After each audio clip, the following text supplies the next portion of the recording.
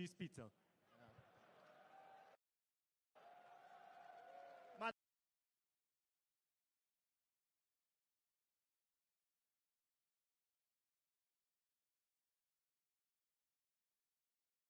バーチャファイターをプレイしてない方も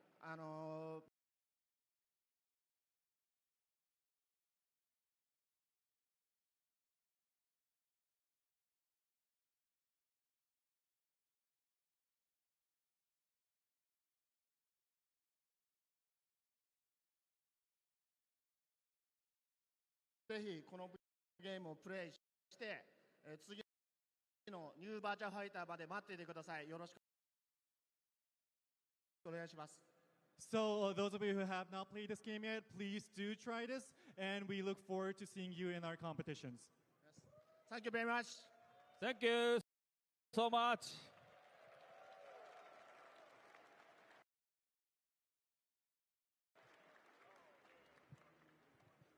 Yes, let's give it up one more time for the team, showing up with some amazing announcements, making sure we're having a good time. And you know what else I think would be a good time? A little bit of rock, paper, scissors. Let's check out the intro. It's the EVO2025 Rock, Paper, Scissors Battle. This year sees the return of the Wazzler, and this time he's brought a little hell. Vicious. Yipes. Tasty Steve. And the other guy. Damn, I got a little scratchy. Dude, that's the Wazzler! You don't want to mess with him. I heard he wazzled somebody so bad, they refunded rock, paper, scissors. He's never lost a battle, except for that one time we don't talk about.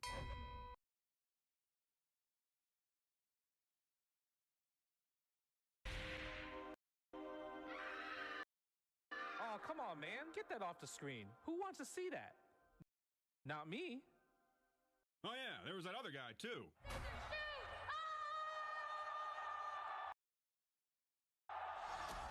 This is it, the final round. Let's do a quick button check.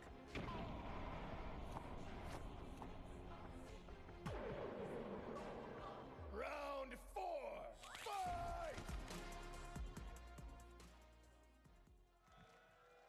That's right, everybody. It's time for the Rock, Paper, Scissors Challenge presented by AT&T. We've got Justin up to bat today, and we also have Marcel here trying to defeat the champ. And we had some friendly banter backstage before this. So far, the record is 2-1 in favor of the boys. However, Marcel said,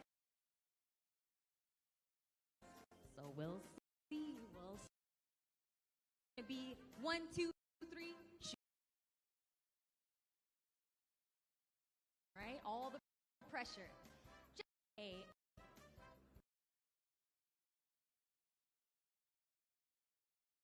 the silver one. However, if you win,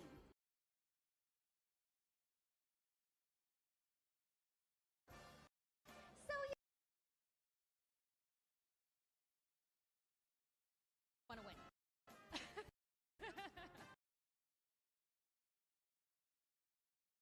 At home, you'll be able to play as well.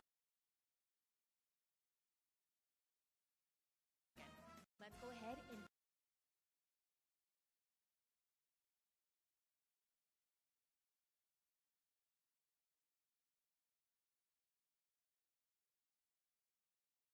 count with me. Oh, no, you just gave him your energy for free? That was a mind game. Oh, he said he was left-handed? Wow. All right. This is intense. Already. Here we go. 1, 2, 3, shoot! Oh, 3-1, not 2-2. However, you still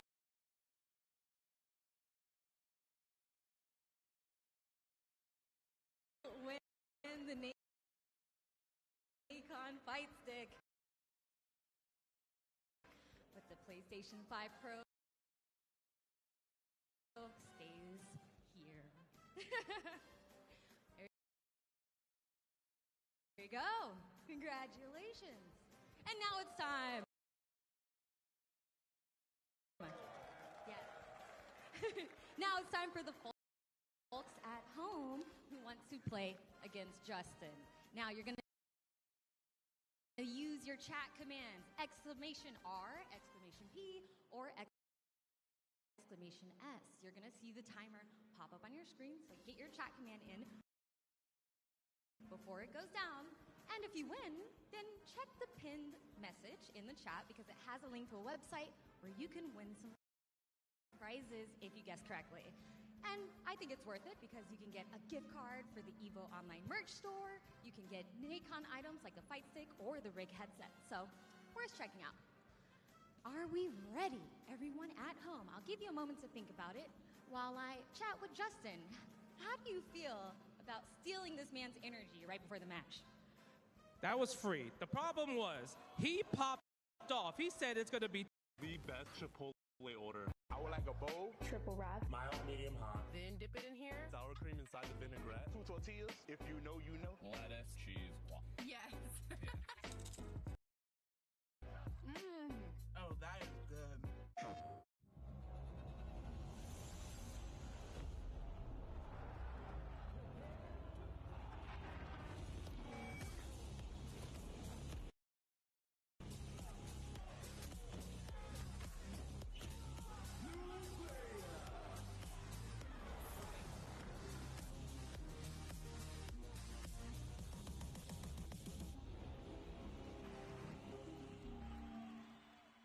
PlayStation.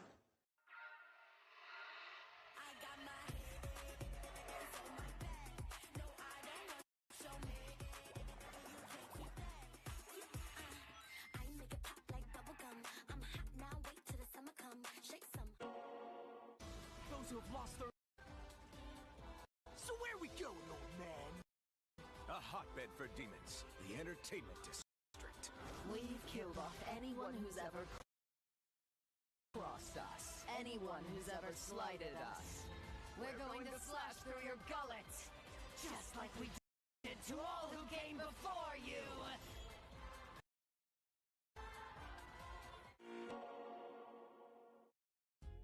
Sunglasses in the day, blue light glasses for the gaming at night. Zenny's got affordable eyewear for everyone. Vibe and style while protecting your eyes. EVO sunglasses, available now.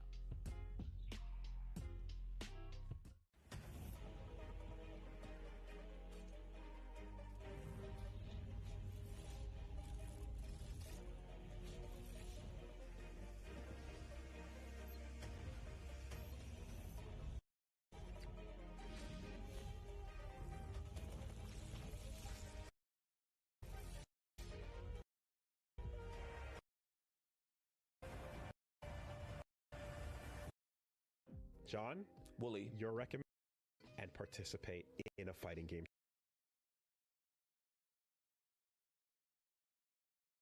My co-host on the podcast Versus Wolves challenged me to enter a fighting game tournament. I played Tekken and it was really intimidating. Sometimes I think I don't have the confidence to engage in a certain situation. And fighting games definitely expose that. I always know in fighting games I'm never quite aggressive enough. With any fighting game, I will just pick the character I love. I'll just be like, they look amazing. And Reina was basically Heihachi Mishima as a cool girl wearing street fashion. A guy sits next to me. He takes out a hitbox, and I'm like, oh geez, okay, here we go. And he picks Dragunov, and I'm like, I'm dead. But then we had the first round, and I actually beat him, and I couldn't believe it. I was like, oh, whoa. And then we had the next round and I won that, and the next round and I won that. And I wasn't watching the dude or anything. It was coming down to it every time. That was such a good feeling. I feel like when you fight someone enough times, you eventually and that get why people do this. The thing I always say, Chun-Li fan art, then I play fighting games at. I never need to be the best at them or anything. I just need to be good enough to have good matches with people I care about. To be someone who really, really loves fighting games, I don't think you need to be labbing. I don't think you need to be looking at frame data. I think all you need is to love this shit and to love those characters. And I think especially, you know, in the last like 10 years, like the rise of social media and fan spaces, you can see that love everywhere. Like one of my favorite things is like when a new character comes out, like say Aki from Street Fighter 6, and just, you know, giving it like 6 or 7 hours and people are already doing all this crazy fan art of her, and like I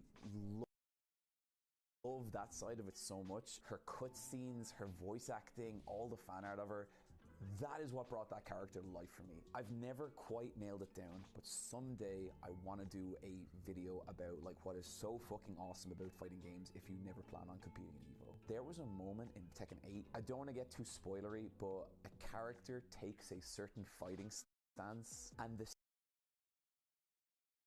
came out, and like, while it's not the best game, it had the sickest aesthetic and still does. I thought about every new release of Tekken, where I was in my life and what it meant, and like kind of growing up with these characters in a weird way. And I think that is what fighting games can be. Now we're at the point where, you know, Ryu's old. You know, Ryu is like, he is the sage kind of master now. You don't need to be able to parry Justin Wong. Like, you don't need to be willing to spend dozens and dozens of hours, like, you know, learning combo loops and like vortex traps and all that stuff. All that stuff is awesome and it's still great and it's still fighting games, but I think what fighting games are now is just, it's a universe of stuff, and it's something that like I am always up with, like trying to get people into. まあ自分が住んでたところがすごいまあ田舎だったので、まあいわゆるヤンキー不良がすごい多くて。でまあ時代もすごい昔なので時代的にもこう不良がいっぱい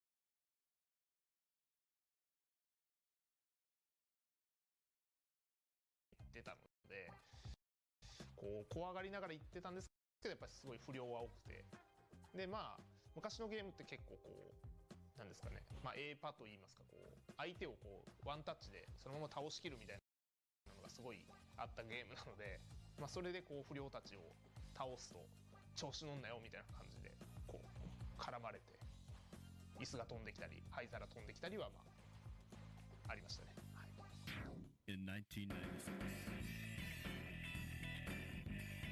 先ほど言った小学5年生の時に初めてゲームセンターに行ったんですけど、その時にキングオブファイターズですね、96が一番最初で、まあすごいなんかかっこいい、子供の頃の自分からするとすごいこう魅力的なキャラクターで、まあ3キャラクター選んで遊べるっていうので、なんかすごい魅力的に感じて、はい、そこでこうどっぷりハマった感じですかね。KoFXVが一番最初です。98ですかね。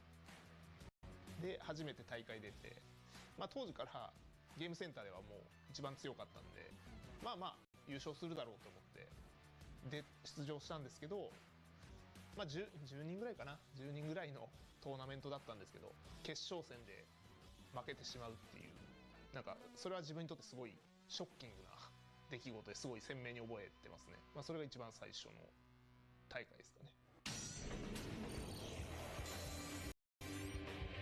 まあやっぱり今のエボリューションもそうだと思うんですけど、やっぱり今までの大会ってその、まあ、ストリートファイターだったらストリートファイター、鉄拳だったら鉄拳っていう、もうその一つのタイトルのこう全国大会っていうのはまああったんですけど、やっぱりこう複合でこういっぱいのタイトルの中でこうやるっていうのはもう日本だと闘撃が多分初めてだと思うんで、なんかそれがやっぱりすごい魅力的で、こう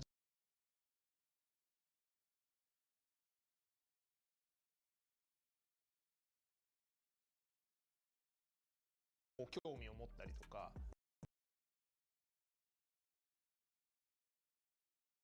ですね。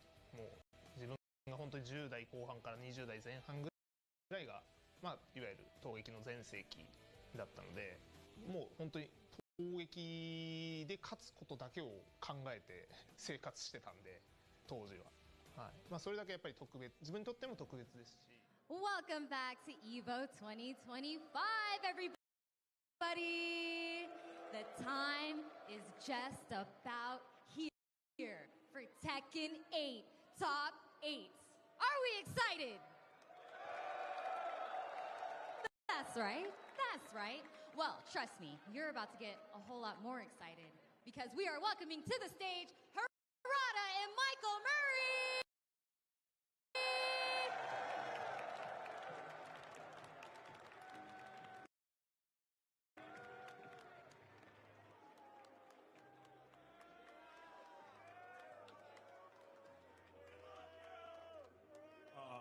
Can you hear me?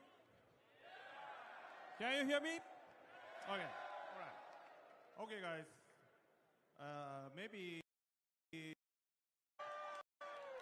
はい。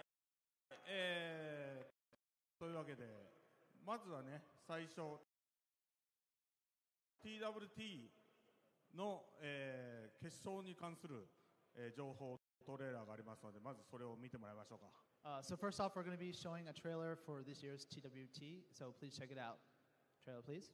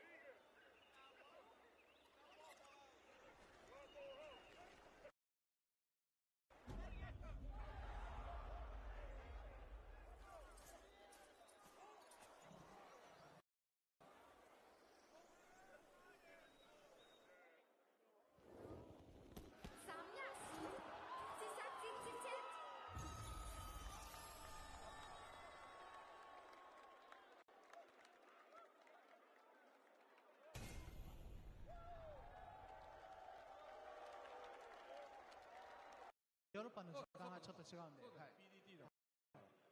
アーリーアクセスは13日で、オフィシャルリリースは10月16です。よろしくお願いします。So October, you'll have the registration for LCQ opening up, but not just that. From October 13th, these times are Pacific Daylight Timing, by the way. We'll have the early access start for people who own the character or the character and stage pass. And for the general release, that's going to be starting October 16th. Hope you guys can wait that long. Okay, next slide, please. Okay. はい、で、この、完全新規のオリジナルキャラクターですけど、名前がこれにちょっと国によって若干違うんだけど、日本語的にはミアリズなんですけど、じゃあ英語っぽく。はい。Okay. So brand new character to Tekken universe. We've just seen a glimpse today. The pronunciation is a little bit tricky because it's the local language. In Japanese, they say Miarizu, but in English, it's like Miarizu. Yeah. Okay. It's again, Miarizu. 覚えて帰ってくださいね。Miarizu. はい。で、このキャラクターは、鉄拳でも初めてのアフリカリージョンなんですけど、マダガスカル島ですよね。アフリカ大陸の右側のマダガスカル島の出身キャラで、おそらく格闘ゲーム史上では初めての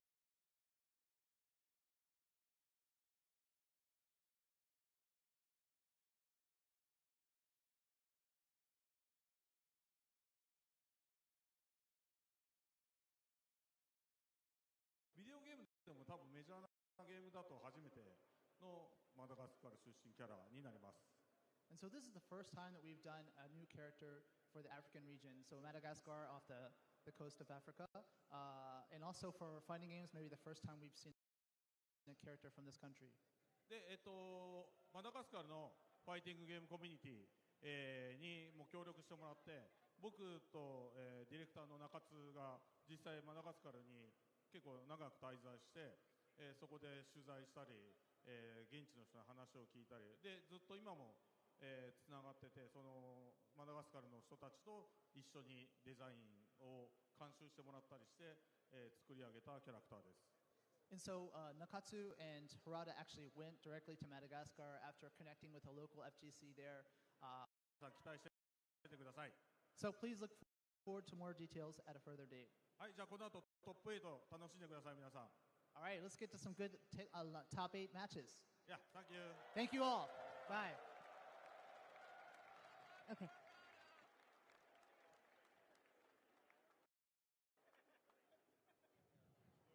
There we go. Oh, what a way to start Tekken 8 Top 8. We are finally here. It is finally time. So if you're ready, let's go ahead and get this Tekken 8 Top 8 started!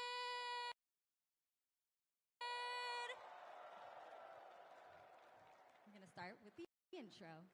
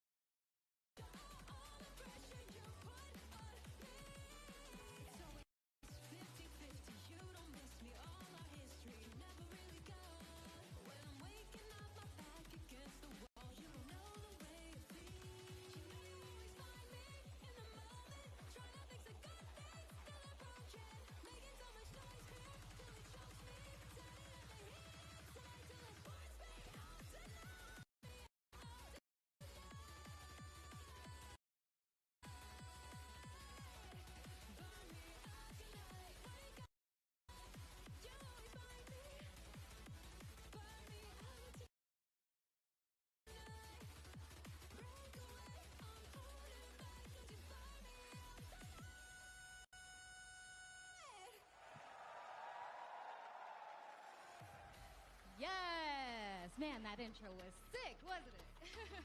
Loved it. But now it's time to introduce our top 8 competitors for Tekken Top 8, starting with Nobi!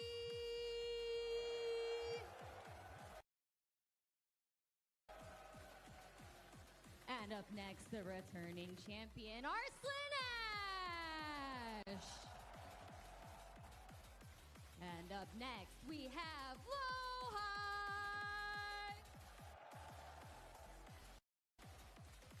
And next, Chicorin!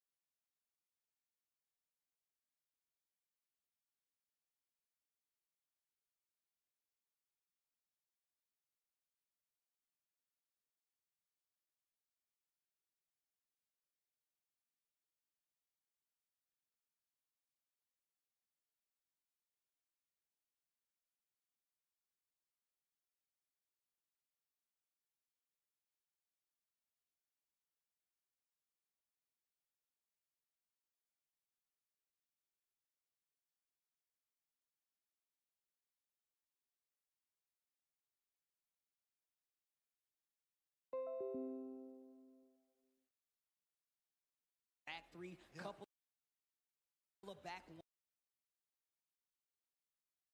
Back three, back one. Blue Moon Burst. Yeah. You're really gonna duck for Blue Moon Burst? You know? Woo. And he's getting a full charge now. He's noticing that low high is kind of freezing a little bit, and he's taking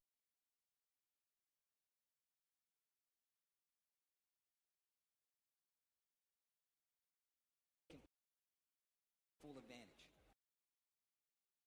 Yeah, it's really tough too, especially the way that like Mogul's never obvious with the low smash either. He's always like very cheeky with it. It's like I didn't even think about it. It's not even an option I thought about. I like to see him sprinkling in so many lows as well. He got clipped when he tried to go for that sidestep 4 with Claudio, and that's when the offense came out from low high. I didn't see who he talked to, but they're going back in right now. Here we go. Round one. Low high. Potential tournament life on the line here with this game. Going a lot more to these lows too. Little shimmy. Stutter step. There it is. That side step 4. All the pokes are adding. Missed the mock punch. Oh. Second burst win. It's gonna be Mogul. No, I've been crossed. Oh, cheeky. It's like, don't take the punish, take the low smash for the wall. Even bigger payout. You got to think about it. It's another part of the thinking. Oh my gosh. Ice black conversion as well with the spicy starburst back forward. 3-2. Oh man. Yo, Woolgold is really starting to take the lead here. He's loose now. He's playing free. Like he's not constrained by chains. Unchained. Woolgold. So 1-2-4. Ducks. Woolgold takes advantage. Side one. No, straight wall. The angle is good for a respawn Thursday. Wow. Oh my God, just winning out on time. Dude, his timing on low high is so good right now. Whether it be the low heat smashes, whether it be just some of these counter hits he's finding, it's all working out. And low high is in dire situation right now. Woolgold 1 round away from going on in this tournament from the loser side. So that means low high will go home. Gets the hop kick punish there. Switching up his timing himself. Okay, he burst on the wall.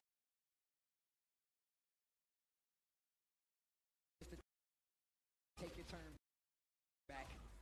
Oh, but the back one gaming, homing moves only. Shut down that movement. Good block. What the? Had to be a huge miss input. I would love to. Ain't no way he tried to snake edge in top 8. Or maybe. Into but the range art. All right, now this is big. It's a counter hit, big damage. He's still going to have some game to play, but he cannot lose this round. But yeah, Mogul's already heat activated. Are we going to get a burst cancel from Mogul?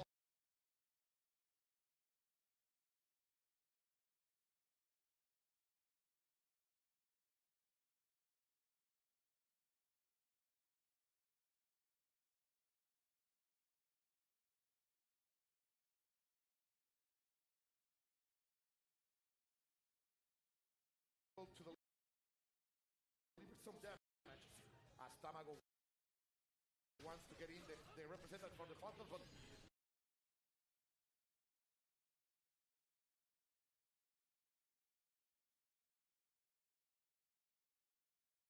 he's going to hurt. Of course, we're gonna bring the spirits of his friends.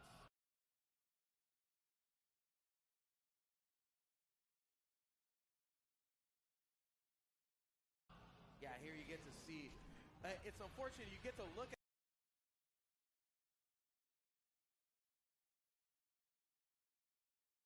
a character like too long, and on your last character like this for Tamago. So this is going to be an uphill battle. connects for the finishing combo here. So conclusive, so decisive. Right now, Paco showing us some very convincing strength. As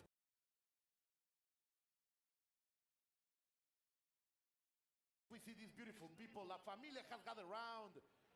Look at them, they are happy over there. Being part of the KOF phenomenon. One of the rare occurrences we get to have so much representation in the top 8.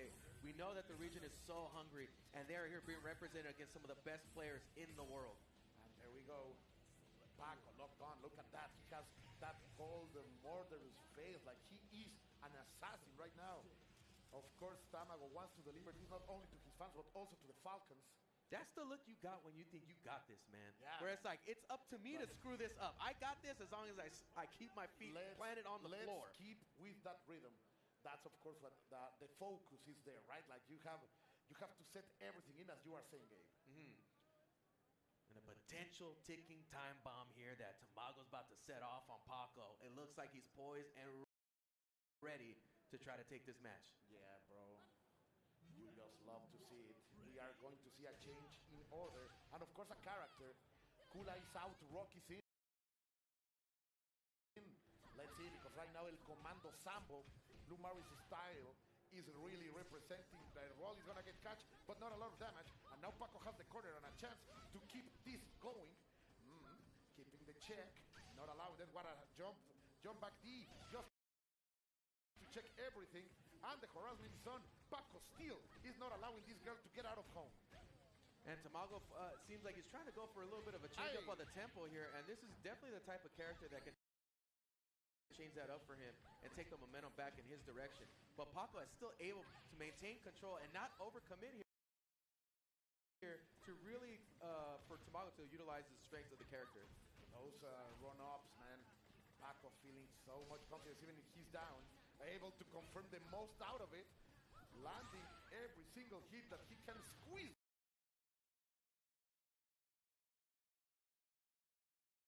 Oh, what a read there. Man, Tamago tried to throw that out there, and I feel like that was a good choice there, but Paco just one level ahead and calls that out. Who would not want to hug that beauty, man? Like, oh! But still, it was a close match in round 1, and if Tamago can take this relatively quickly, we can get back to full life and on to Dulon. Let's see Rebuken just to check the space. I think Tamago's Rock is one of his most solid characters, and he could take hits back, but waking up with a throw, man, no respect, cero respeto, cero miedo from Paco, and now the damage is on. Are you going to spend the bar? No, a little bit of a drop. The slight change in timing there making a difference here. Advanced strike, trying to steal some more movement here. Guard bar. Oh, all right. A great neutral jump takes that round for Tamago. And not too long time taken out there, so we're going to get some life back here, and it's going to be a relatively even setting here. There's a lot of resources on Tamago. Definitely. We are going to most likely one good impact, and we're going to see that install to release the damage, to make the blood boil. Wow. What a check over there. Catching the roll, and we are going to see it. Oh, he's going to save them. To close the distance, but Paco takes it on his own here. Shoot. I'm trying to driving him into the corner. Once again, fails with the guard cancel blowback to keep him there. And the patience over there. Paco is not overextending, man. Like, he pauses the moment that he knows he could be vulnerable, and then finally catch Tamago swinging, delivers the full damage, and of course we're going to La Envolvente. Here is the mix-up, here is the vortex. Tamago gets out of there with the jumping CD. Paco's got the sauce drizzled all over Tamago right now. Just been on top of him the entire match. Tamago just trying to find some room to breathe and maybe an angle to try to get some offense, but once again gets challenged, and Paco has been in complete control of this match so far. 50 seconds on the clock. That's going to be a little bit of a recovery. And that was a long time he controlled that match, too. And 40% too long to deliver as much damage as possible to Tamago's Benimaru, who sadly was unable to capitalize from that entry. Trying to find a... This is This is the butterfly that's Here's the opportunity here, Cole. The butterfly that flutters and the bee that stings. Gotta make this change of momentum count, right? Like, this is the opportunity Tamago's been looking for. This is the best he's looked in the set. Let's see how he can perform against Chizuru, who we have not seen, but is fully loaded up. Yeah, man, Chizuru is such a good dude for Paco. A character and a player that can chill any kind of momentum. Oh, the reflect back so ready here, Paco. Now chasing him down in the corner, got complete control, goes for the overhead. Sister action right here on the left side of the stage. The harassment. No breathing room. And here the overhead, getting the test. Tamago is not getting those answers, and we are going. He decides to take the damage in order to make it simple. But with the level 2, that was a bad call. Paco raises his fist. So we're going to have a winners finals in between two of the best friends and training partners, because Paco and Layek are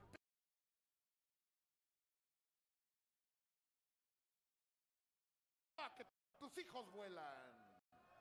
Amazing control on that match and amazing ability showcased there by Paco.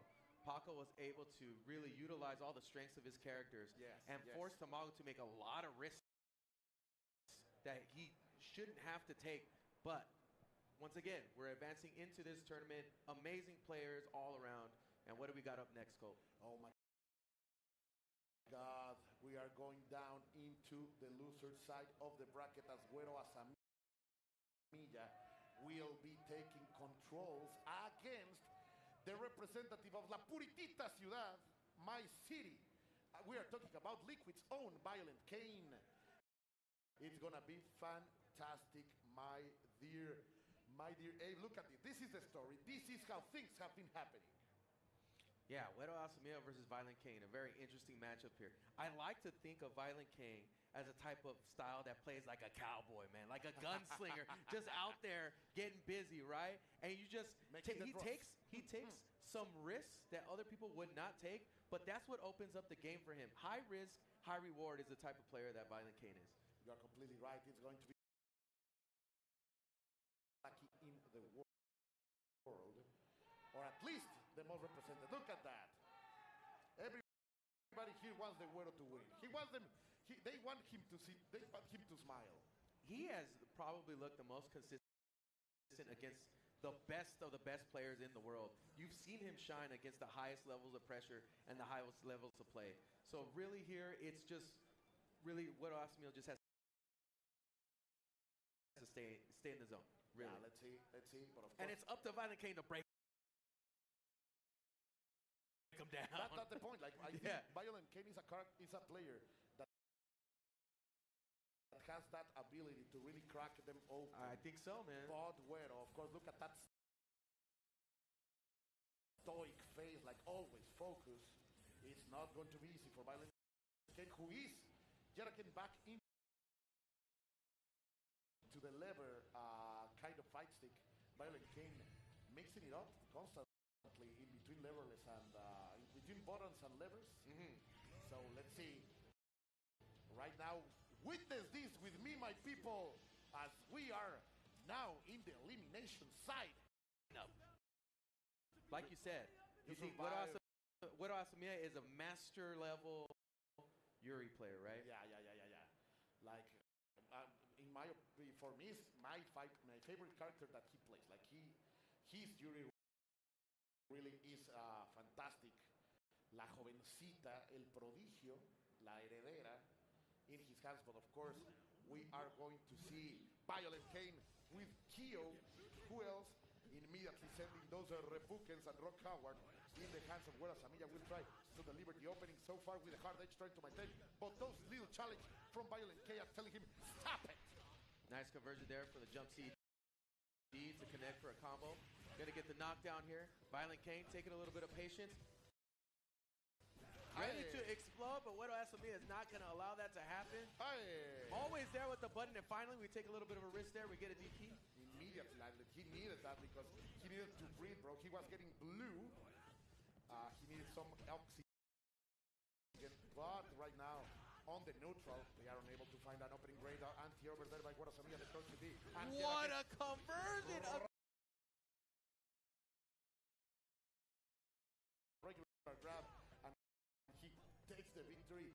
both of these players from el Estado de México, from the Mexico City. La pura ciudad represented right now, making the blood boil. And right back into the action, Violent King. That was a preview of what you're going to get right now. That's what Violent King saying, and ready to take back this match. Once again, the reversal throw getting thrown again. Advanced strike. Now waiting for the command grab. Oh, that's a punish right there. And there was a big mistake for Violent King. There is not enough damage to kill, but the blood is boiling. La sangre arde. And Güero Asamilla is going to take the second man, the second character. Sorry, I'm excited. Violent King is never out of this match, as you saw from representative from the first to the second round. Violent King is willing to take those.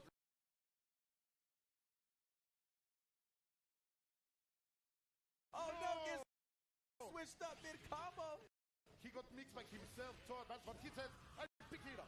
Si lo tiro, lo levanto. If I drop it, I'm gonna pick it up. Sometimes it just always lands on the table for Violent King like this. This is a signature Violent King match here. But watch it, because this is the Yori that have fulfilled dreams for the Mexican community. Güero Asamilla, he's already had obtained great victories, but right now he's getting kicked like a dog with a big hair. This is also a character where you get big rewards for taking risks. So Violent King can make something happen here. Güero Asamilla just has to stay tight and close it out. Trying to go for something so no far. Punish. Little by little, Violent King is feeling more dominant. More and more. No punish again. Bringing the war against Güero Asamilla, who has gonna get hit by that eye trigger. The damage is on, not enough to kill, but only one more touch. One thing's for sure about Violent King, you give him enough time and he will find the mark. And then you got to get him off him because he'll stick to you like glue, my friend. Violent King working on a reverse 3-0. A reverse respeto a Cacetín voltea. Violent King, he's going to have to get a few touches in here to take out Güero Asamilla. And Güero working on two. No full conversion off of that. He made the best out of it. But now we are going to see the damage. The little girl delivering everything he can. Only, they're so even right now, even in resources, in bars. Güero Asamilla is planning to keep the Kage over there. Violent King is going to roll out of it with the money. Who will survive, Tell me. This is crazy, man. This is like one of the longest matches I've seen. So much back and forth there. And Violent King, like I said, once he finds the mark, it's up to you to get him off. And Güero was not able to do that over this very long first match. That was a super extended match there. El K-Dash. Violent King surviving with one of the most technical and hard characters to play. And to be honest, that was a great display of resilience, of survival skills, because Güero was hunting. But Violent King survived all that harassment.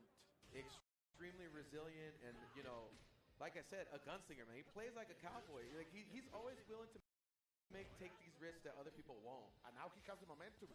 And Güero Asamilla is trying to chill. Was unable to play that much. Neutral. Who is gonna win? Right here, where Asamilla is gonna take. He's gonna. Nice punish there. And in the fire is where he's used to fighting. This is not unfamiliar territory. I mean, look at the way that the first match played out here, but Güero is doing a great job at controlling here. Everything's hitting the mark. That's a great round for Güero Asamilla. He's going to recover a lot of health. The haymaker at the end to close it up. Rio did not show up that much too in the last match. Yeah, but this time he's got a lot of meter to work with, and you know Rio is extremely dangerous when he's stocked up like this. La sangre arde yet again. The raging storm is here. The genes from this Howard are activating on the hands of Güero Asamilla. Of course, Violent King wants to do something. As you are saying, he has a lot of resources here. Rio with 3 bars will be able to crush any advantage. Yeah, this character is not the easiest to take the kind of risk that Violent King is willing to do. So taking back the advantage is going to be a little bit more difficult for the style of play that Violent King gets. And Güero Asamilla is starting to smell a little bit of blood in the water. Hoping D, but was not enough. Oh, the big punish there from Violent King. This is gonna hurt. And the question is how much money? ¿Cuánto te vas a gastar? Dump the meter. Everything. Yeah, that's it. The money is to spend. The economy, baby. Come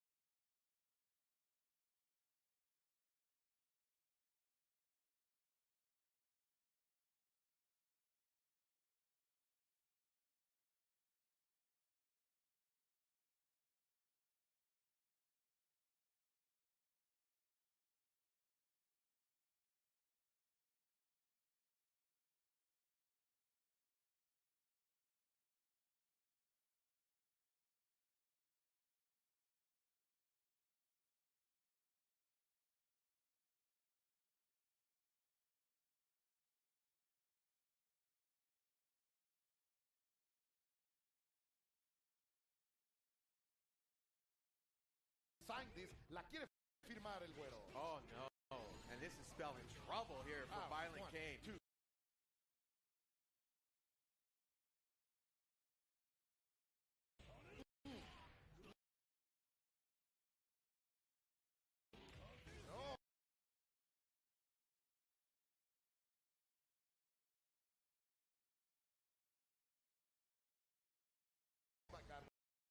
This is as tough as it gets to try to close out a match. Let's see. Violent came from way behind. Yeah, the DP, everything in control. Whereas Amilla is going to stay alive, and his fans are losing their voices right here as we see Alberto and the crew, many players from Chicago right here. Look at that, man. That's a proud dad. Yeah, with that ice cold play, man. I mean, really shut that down. Violent Kane looked like, maybe sometimes, man, there's just too many peaks and valleys, man. There's too much fire. You could only last so long. The stonks can't go up all the time. Like that's true. That's true. The bubble you hit it big. You hit it big one too many times. The bubble is gonna break sooner or later. That's a life lesson, people. It definitely is, folks. Don't risk it. Ooh, that was a great match, but right now it was so good that we have to leave them again as we are going to these replays presented to you by PlayStation Tournaments. Let's relive these moments. Look at that conversion there, man, with the down C counter hit. Was so ready, bro. Violent Kane, at this point of the match, he was looking ridiculous. And then the reversal comeback there. He was like all of that work with K-Dash, bro. Normally I say that Kyo Kusanagi is the best character for What a whiff punish there, Kane. yeah. But this time, like the hero was K-Dash. You know, and Violent Kane really showed that he has the ability to play tight too. It's not just the fact that he's a wild player, but Güero Asamiya was able to be ice cold towards the end of this match and take it. Yeah, those approaches, man, and here the highlight of excellence, like nice immediate DP. Yeah. To control the approach, hoping B was trying to open him up, but no, Güero Asamiya was more than ready. Absolutely, man. And after those matches, we're going to give you a little bit of a moment to take a break, get a little bit of breather, get some water, and we'll be right back after this break. Best Chipotle order. I would like a bowl. Triple wrap. Mild, medium, hot. Then dip it in here. Sour cream inside the vinaigrette. 2 tortillas. If you know, you know. Lettuce, cheese, guac. Yes. Oh, that is good.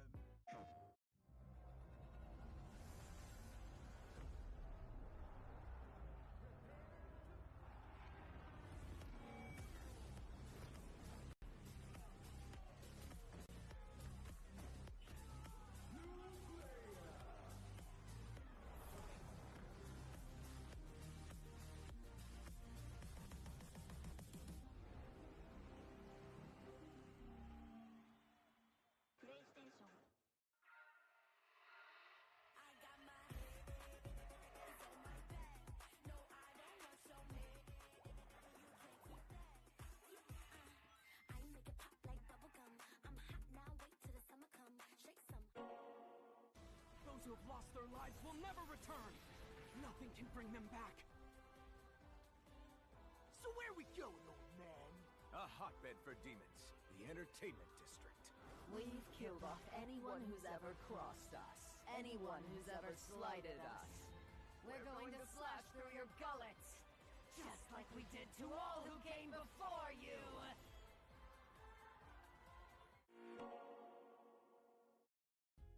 Sunglasses in the day, blue light glasses for the gaming at night. Zenny's got affordable eyewear for everyone. Vibe in style while protecting your eyes. EVO sunglasses, available now.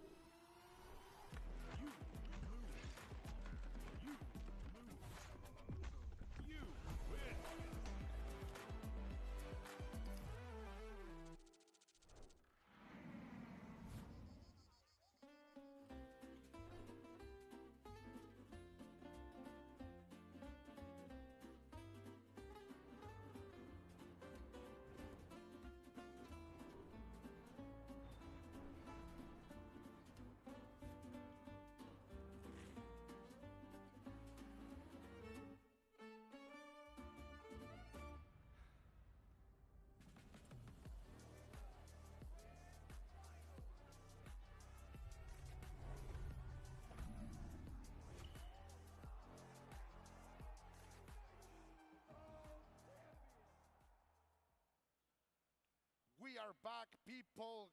Thank you very much for staying with us. We are still on that road of greatness as we try to find the new EVO champion for KoF15 here at EVO 2025. Live from Las Vegas, Nevada. Ava, give me that hand. Listen, brother, this type of game and this type of tournament has to be more than just skill, right? There has to be that added extra thing, added extra heart, extra soul, brother. Yeah, there has to be something here. And we are going to see just that because right now we have two of the best players in the business as Jurikov, the last representative of the United States. And of course, with that blood from Peru is fighting no other than el hijo pródigo, el santo, el beato de Tijuana, Koopa TJ. Yeah, man, and it's such an amazing story that Jurikov has had of always being in the mix, always being around, nipping at the bud of these types of top placements, and he's finally here to represent for himself to show that he is capable to compete against the best in the world. Yeah, man, this is going to be la adobada against el ceviche. That's for That's sure. a good way to put it. Oh, you're going to feel it as, of course... we're going to eat it up either way, man. We're eating good here in the KOF family, and you can... You know these two are about to game. They are gaming and there will be cooking, that's for sure. Yeah, again, fantastic players. Look at those buttons. He has the SNK buttons, the character buttons. Oh, so yeah, cool. yeah. Like Jurikov. Love it. Such a great fan, man. Koopa TJ. I don't know what combo that is, brother, but he's about to let it rip. Koopa TJ right now is his first appearance on EVO Top8. That's actually surprising because he's done so amazing in so many tournaments. Yeah, he's last year he got his visa. Now he's able to travel. Oh, I see. All the way from Tijuana. But we are gonna have the cannon battle, like the rivals are here. The kids with the weird hands are going to show up. The kid with the weird hand. Shune is a fantastic character in KOF15. You know, so many angles, so much ways to control from far away. And the pressure is phenomenal here. Really showing that off here by Koopa. And really people that like to press buttons, as he showed us earlier, seem to gravitate towards a character like Shune. That's right. Look at that cross-up from Jurikov. No fear at all. And maintaining the pressure as he tries to go forward. The CD is perfect there. What a conversion. Mano del Diablo. Not enough to kill. Of course, if you spend the bar. There it is, Koopa taking the first round. And that's one of the things that's afforded to Shune. The conversions off a jump CD can be so immense that can really take a match back or accelerate you into the next round like that. Sometimes it would feel that Shune is a character from another team. Right? Like oh my God, the nastiness. Such a dynamic offensive. Sadly for Koopa, he was unable to capitalize on it. And the teammates are going to deliver the team kill.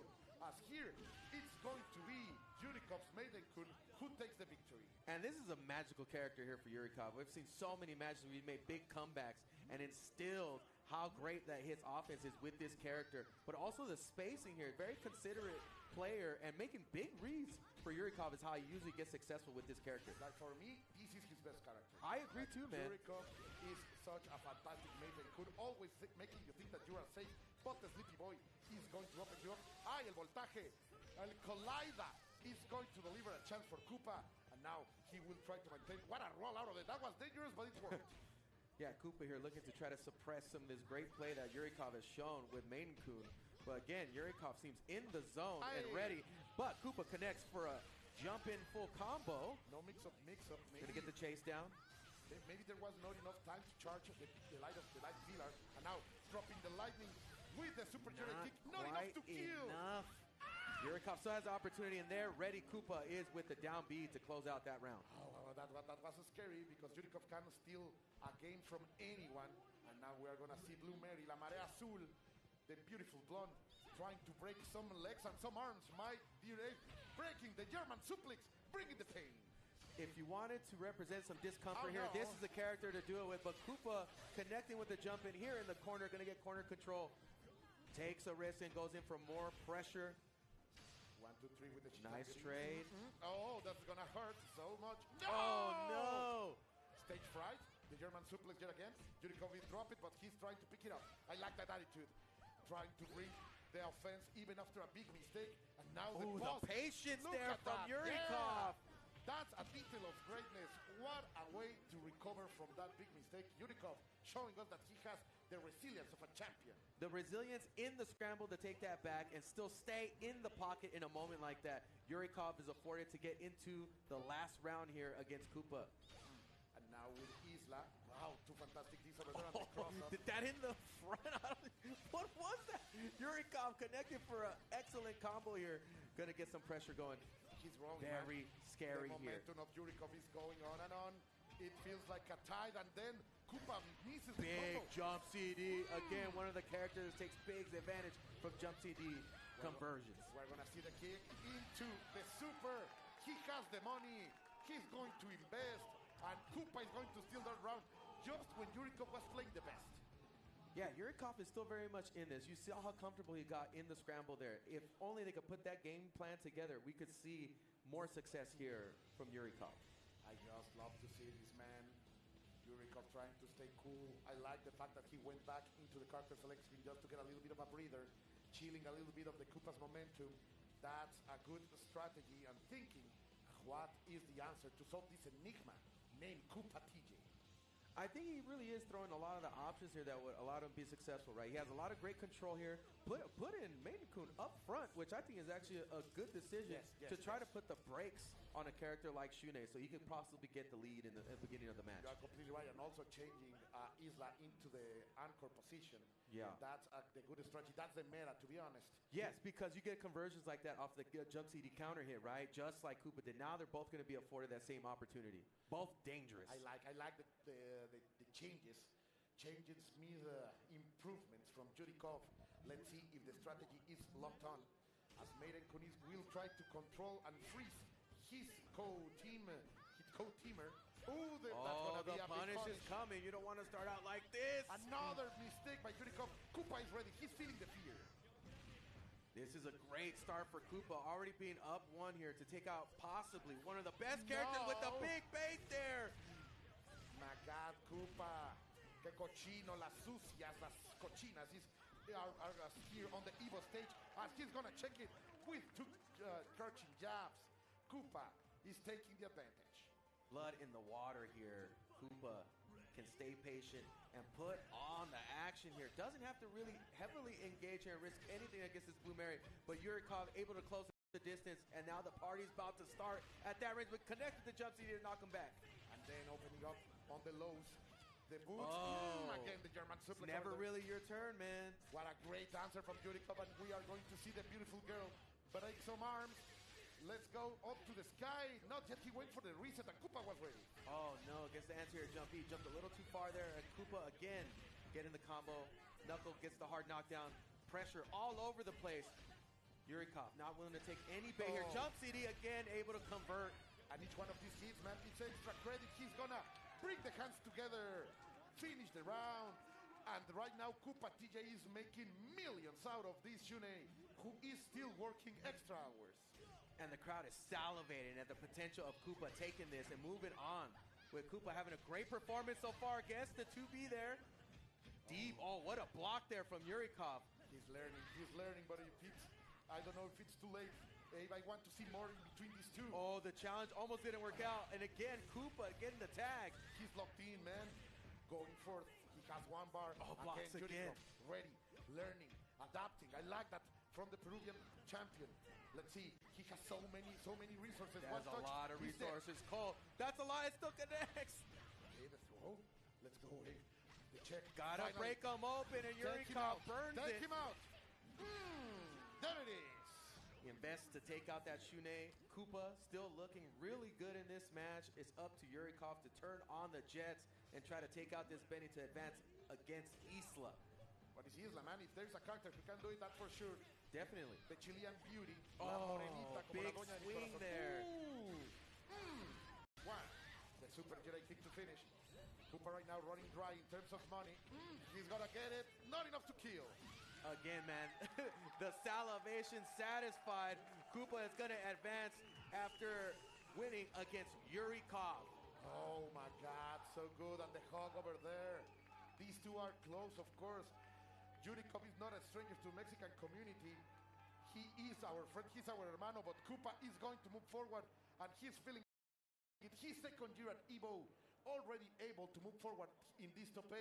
That's a player that I admire, and it's so good to see him finally able to travel across the world. He's unbound now, unleashed. One step closer, right? One step closer as we continue with this amazing top 8, man. Oh my God, that was so good, bro. And now we will have to move to the upper side for sure, as this was such a fantastic match to expect and to watch. But we still have to move forward because we have to find who is the best KOF player of this 2025 at EVO, my dear Abe. Again, these players have all shown the ability to be able to perform against some of the best in the world. And it's just, the temperature keeps rising here for this top 8 as we have great performances here from Koopa, great performances from Wero, just great in general, right? Yeah, it's not about like people playing bad. This is just finding the greatness against the good. Like they are all fantastic players, but now the cream of the crop has to rise. Like la natita, no lo rico, they have to be picked up as we move forward. And such a fantastic event, man. This has been so special for the SNK family, like for the SNK fans, with City of the Wolves getting so much entry, like 1,500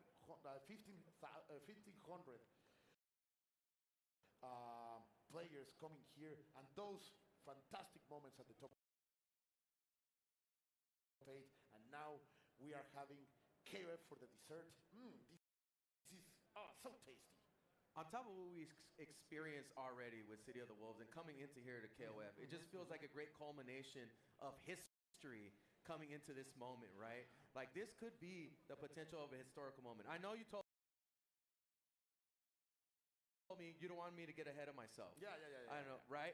But we've been so close to having a Mexican champion in KOF. That's right. That the stakes for this are so high, but the odds are also so high for that opportunity to happen. I am just trying to chill, but I don't want to jinx it. I want these guys to earn it by playing the best possible KOF.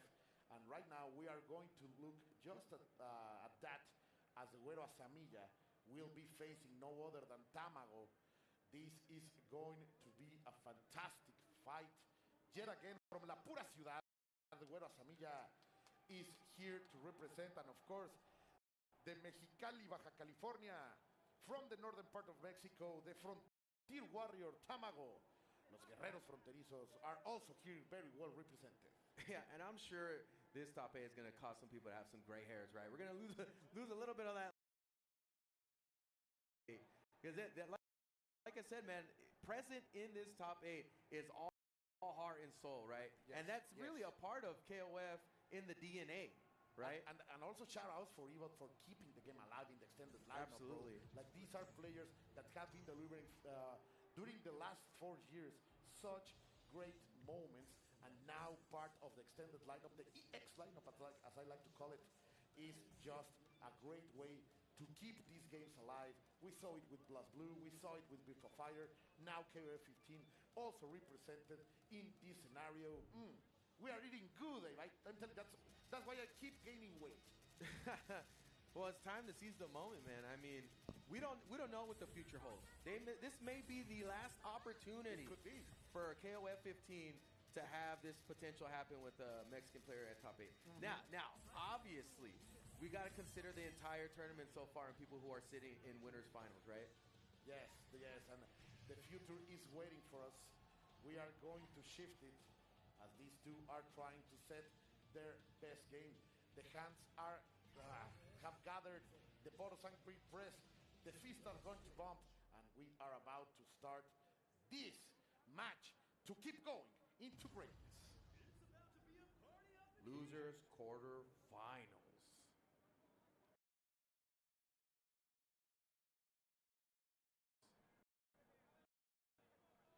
Here we go.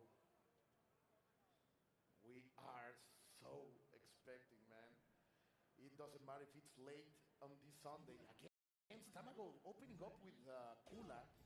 Very interesting that he is investing so much in the beautiful ice cream. Oh, there it is. Not able to fully convert, though. Gets another opportunity, Tamago. The patience. Patience over there, pressing the buttons, going for the full punish, finishing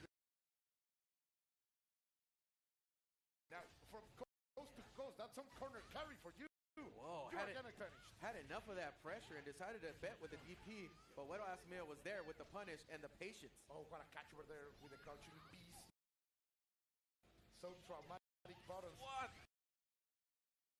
Against Kula, Güero Asamiya is able to move. Blue Mary, that's top tier waifu material for you. Definitely, you're going to have to make it work here. Güero Asamiya has been on point with those down Cs to be able to convert. And another down C, one of the best characters at mashing a down A. Very uncharacteristic drop by Güero Asamiya, but of course, Tamago is going to have the most out of it. Where are you going, kid? Stay in the corner. You are grounded. Wow. Again, is he willing to take this pressure? Down C one more time. Güero Asamiya is ready and locked in. The jump CD connects, pushing him further and further into the corner, and finally a reversal comes out from Tamago to take that round. That was a great way to close it out. A little bit late maybe to get as much recovery as he wanted, but still with 75% of health, Blue Mary can do a lot of damage. No Once respect, again, that reversal so ready. 3 out of 3 already. A little bit of a jump over there, not able to fully convert off of that down B conversion. Jump in from Tamago. Down D. We're swinging here, Cole. Casting by Güero Asamiya, and he has to go for another check. Classic there from Güero Asamiya. Command Bob is coming. He launches the 2D who has to carry the entire team on his back.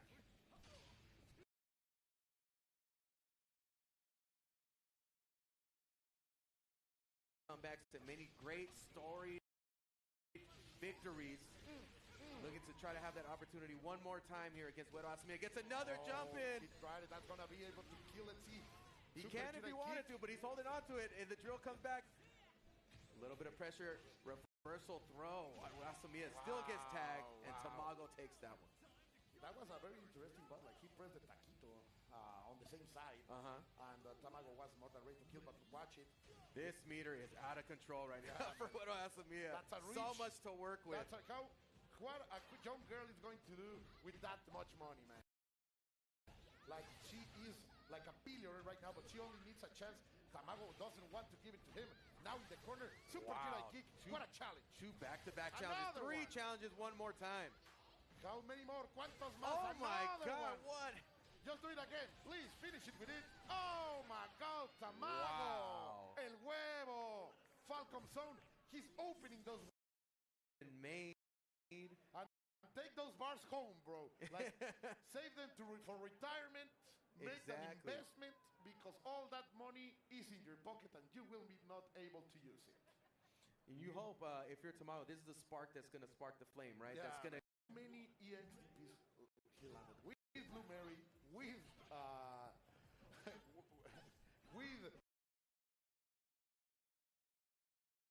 Hey, you got to think that does something for the mental here in this matchup, right? The building of confidence. You have to be thinking about how many more. Yeah. Always got those on deck here. And Tamago getting knocked down here by Güero Asamiya. Güero Asamiya trying to take over control. Still challenging that 2C, finding another home again. Oh, there you go. One more to the counter here. Yeah, Tamago is getting crazy, but the opening is here. 1, 2, raging storm to the kill. Now Güero Asamiya has a little bit of space to work with something, as he's facing yet again the beautiful blonde in Tamago's hands, Blue Mary. All right, like I said, gets the anti-air down B. Tacking on the damage here. Those humble, very honest combos, man. Like, only 1 bar. I don't care about the... It's going to have to be on here on Tamago as they try to make this comeback here. Mix up a little bit. Not choosing the right side to block here. Tamago. Ay, la mezcla, papá. He made them feel it. What side? You don't know. Tamago with the tricky stuff going to land that victory. Now Yori Yagami in the hands of Güero Asamiya. He really didn't came out and played last time. Tamago was able to chill him down. Let's see if the Emo Boy can deliver something. The punish is here. Sparks are ignited, and that's gonna be it for Blue Mary. Well, going to have to set the counter over because this time it did not work out for Tamago on that reversal. And Wedo was there with the punish, trying to ice this Tamago run. Basically 2 bars for Tamago. That's good resources. Oh, there it is. One. He's ready for that one. That's a reaction. He's trying to take over control of this match. No, the shortcuts, bro. They look like shortcuts. Such fast inputs on Tamago. Doing a el huevo. Hitting the hits. Jumping back. Hitting those fireballs. Oh, the jumping didn't fully connect. He didn't land it on time, maybe. But he's getting control of this match. Oh, and what else? Chooses to burn the meter. Get out of there. Now against the corner. Oh, the disjointed attack. Huevo is trying to get out of there like desperately. But Huevo Samilla is courting Benimaru little by little. Another one. How many more? Lots of trade. Got to make significant damage here. No, that's up over there by Huevo. If Tamago can thread the needle here, can make an advancement. The clock, man, is going to be so important right now. Nice throw. No much recovery could happen. Oh, a fireball at that range. So risky, and Tamago there to take advantage of that. Just in time to get as much health as possible. And he had to work for that one. That was a lot of work Tamago had to put to take that one. Yori was really holding the line there, but Tamago was able to break free and now fighting. Oh no, a huge bet. That's it. Going with the Super Lion Ken. We are going for game number 3 in between these two, and I would not like it any other way. The back and forth between these two, you know it has to be because of the familiarity of the. So maybe get some breathing room here, maybe change up the lineup. Like I don't know, we're going to go with this. We already saw this when Tamago was some winners. Yeah. He immediately gets Rock in, takes Kula out. That's what happened last time. And we are going to see something similar here. Blue Mary stays, but Rock Howard is back into it as Tamago wants to solve this mystery. I actually think this is a good choice. I think overall the ability that Rock offers and the damage too. I think that's a really big difference too. The damage that he can do at a lot of points in the lineup may change things here. Now he's playing chess, man. He's playing chess. What's the right order? How am I going to use my pieces? Closing it with Benimaru still. We are back into the action. Another step, another chapter in our story. We have to write it. We have to witness it.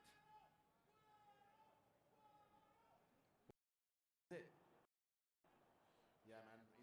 That's for sure. Matar o morir right now. Off the bracket. You don't want to swim and goes home. That's Rock Howard immediately going off with those small knees. Trying to find to the corner, but what Samia says, nah, break the leg. A lot of back and forth so far, but Tamago netting more of the damage here. Oh, the Angel 1-2. He's expecting something. The reads are not there yet. Instincts, but not timing.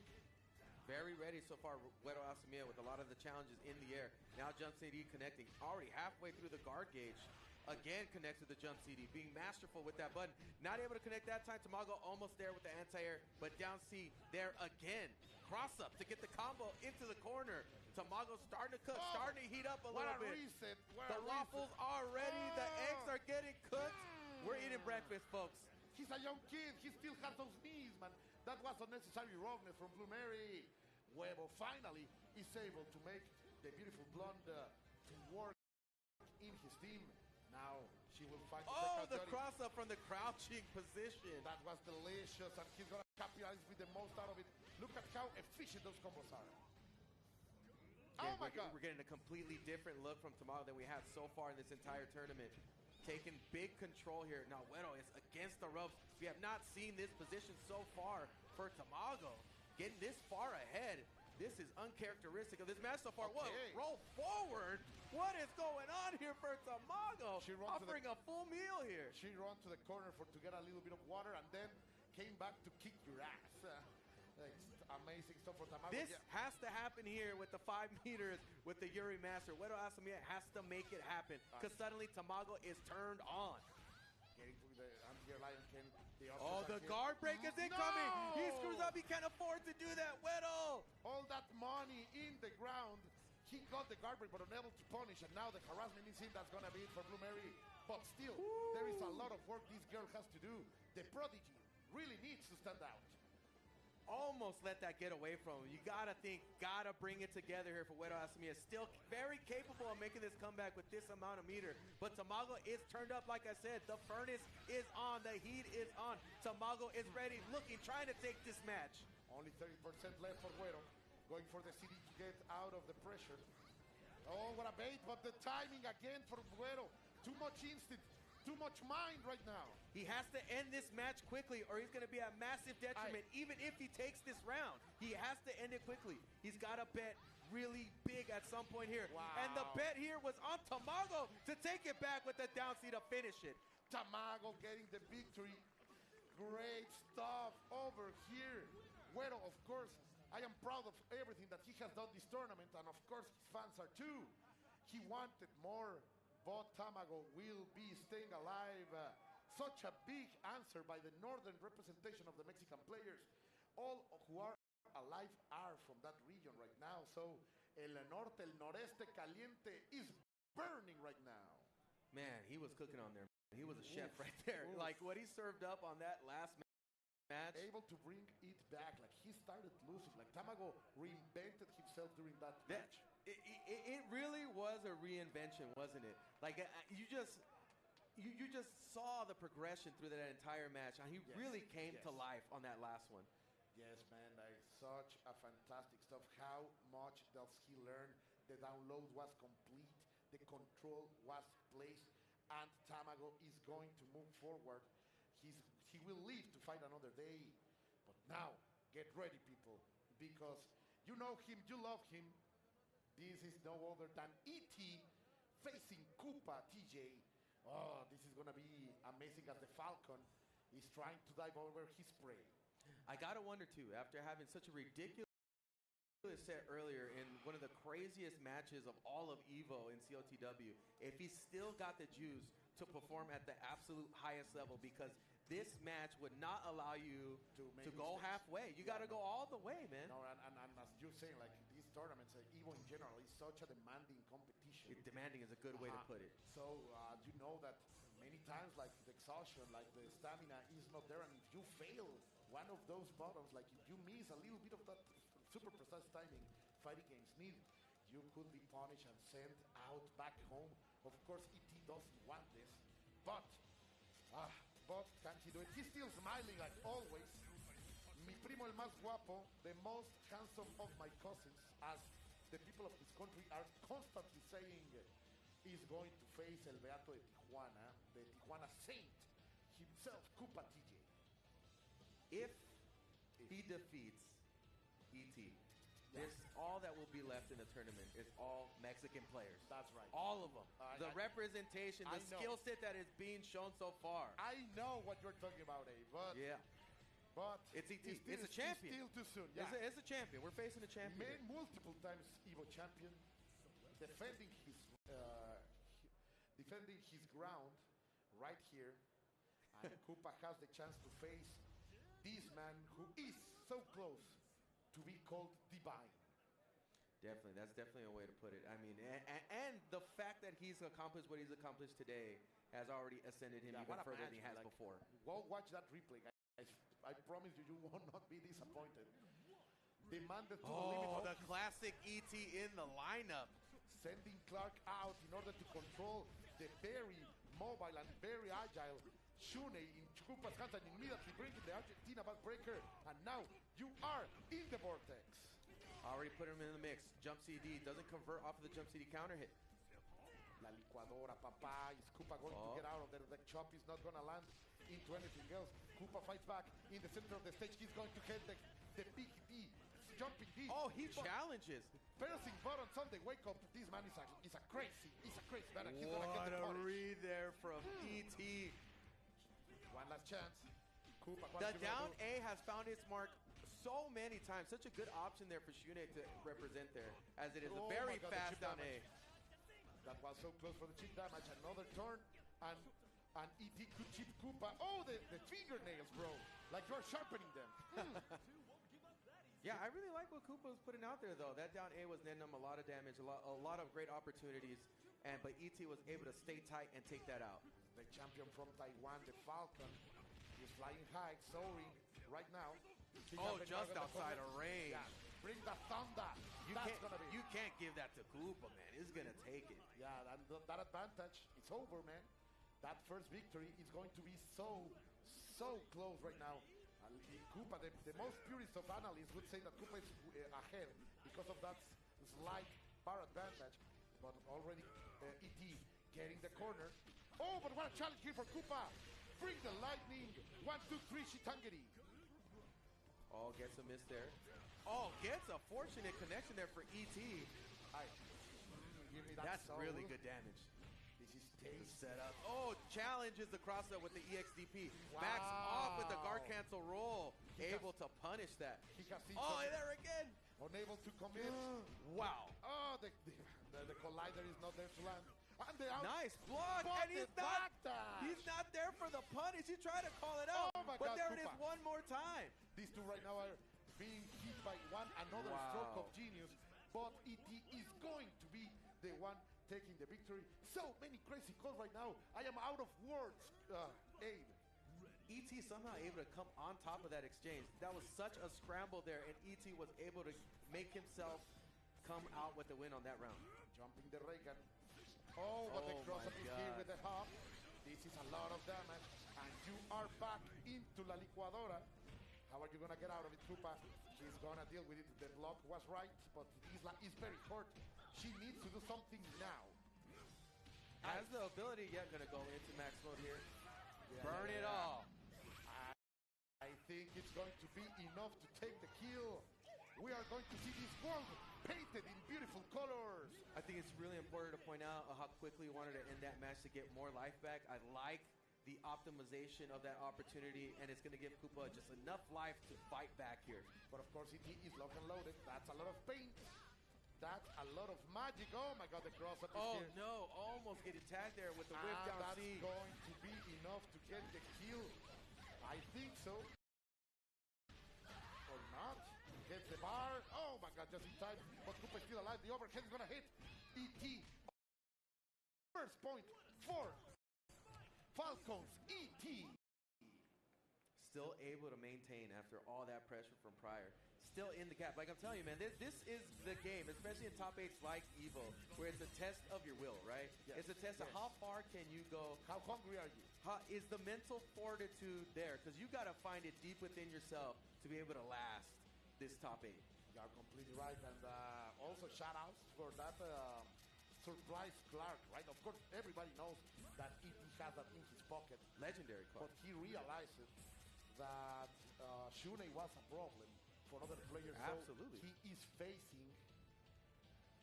is facing that with no other than Clark. Now, full new roster. Benimari is going to be the only one staying for Koopa, as Yashiro and Kyo Kusanagi are out. But who are you opening with? You are opening with Yashiro. Let's go.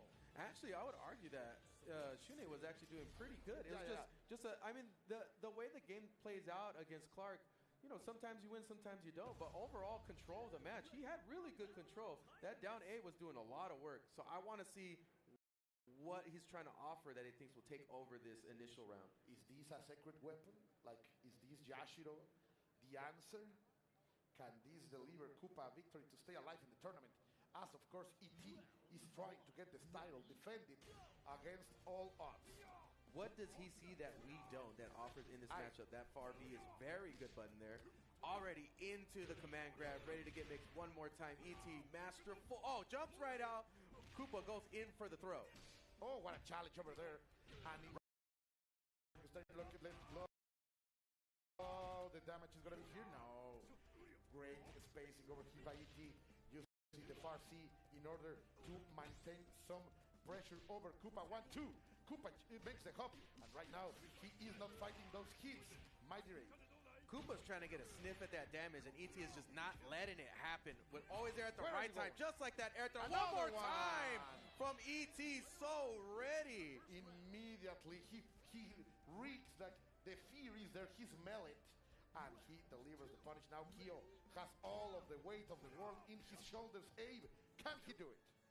He switched over to this character, feeling the confidence coming back to him. But again, the patience that was so scary from ET. I shook for a moment, but Clark is in full force.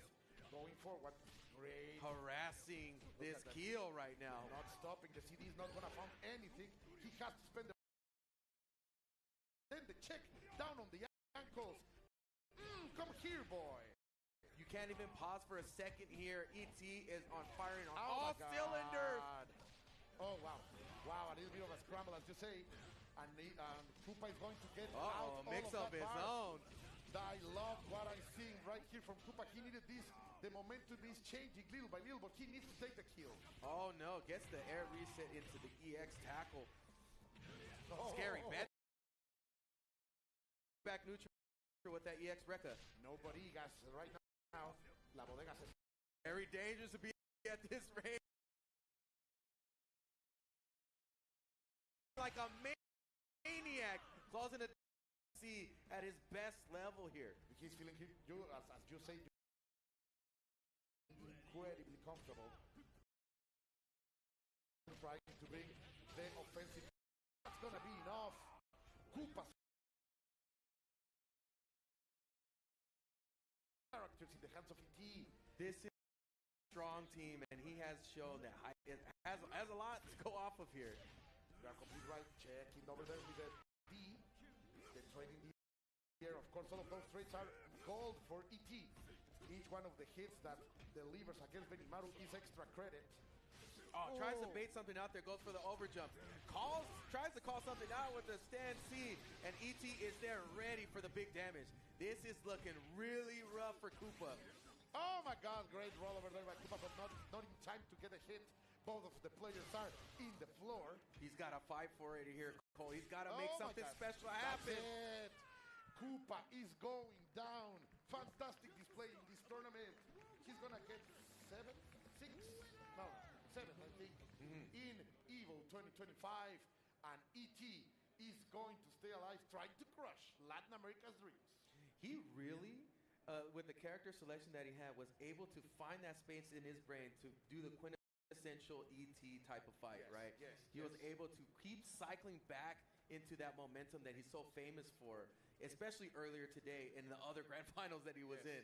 Very similar. And that's the comfort zone that you were talking about, right? Yeah, like you start seeing, like, during the first game, it was not that much, but in the second game, you could tell when a Clark is gaming, you know your opponent is in control. I don't know how many dopamine hits this guy can take, man. Is it infinite dopamine hit, infinite energy that as long as he keeps the ball rolling, he's still in the game? Yeah, man, that's amazing.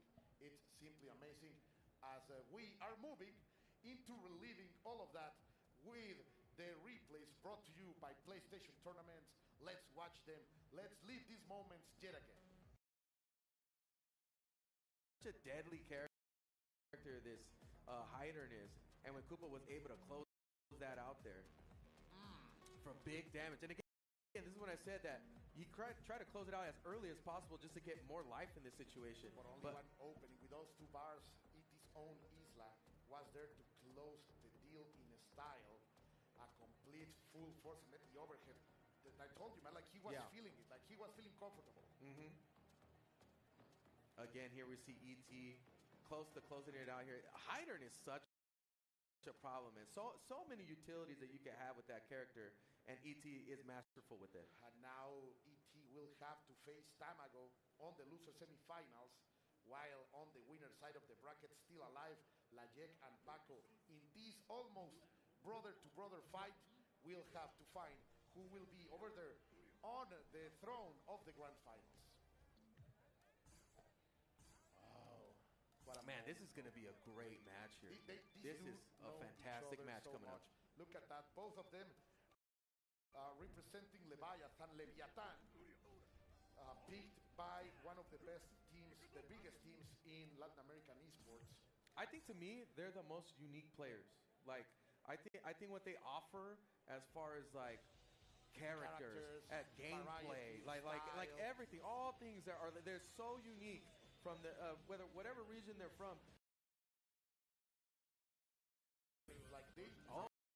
practice a lot. They live very close to each other. So how fortunate. This is, yeah. This is what I like to call a bedroom match, batalla de alcoba, because these two have shared so much. They know each other. They're almost brothers, and we are going to see the type of dirt they're going to have to throw at each other to take each other out. It's going to be crazy. Are you going the upper or the lower bank? Like that's it. This exactly. Is this kind of battle. Who's going to clean the restroom, man? Exactly. Mom told me to clean. I don't want to do it. You're nasty. Let's see. We have to witness them as we are ready to rock. Right here is Lajek against Paco, both from Leviatán. El Cofero Nesto against El Paquito. Let's make some noise for these guys. Come on, people! Here we go. Poised and ready. These two folks are known. Oh, and this is we're gonna be eating good as we are talking about big eggs. Luong is very, very good at keeping them up. Major problem. Very interesting. Like, wants to have that hole from Layak. I told you, man, that they have been fighting for years. What a challenge there. Another back. Unique placements here. You don't get to see too often. No punish off of that, but like now has the corner. I felt it. I thought it was going to land, but the bees are going to land. Crouching bees, and then full damage. What a block. On the same side. Why? What a block there from Layak. That's something that you know. They have played each other. Like only I blocked the other way. To be honest. I think he might know the tendencies there because there's no way, man. That was so tough to block. Again, fighting for this neutral position is really tough. He's got to be really careful here. Paco has the upper hand so far, but Layak does have meter on his hands. The EX Fireball would do wonders to get the knockdown. So close. Oh, the DP doesn't need it. Get it out of here. She's gonna get it. Bokoken. Great success there as Paco was having great success on his own, being able to control most of that match. And but finally, it was so close. Did you saw the health bars? Like, it was the signature character is here. El Flaco has to represent, has to pick up a little bit of slack as Paco needs to bring us into even more matches. Checking the knees, checking the ankles.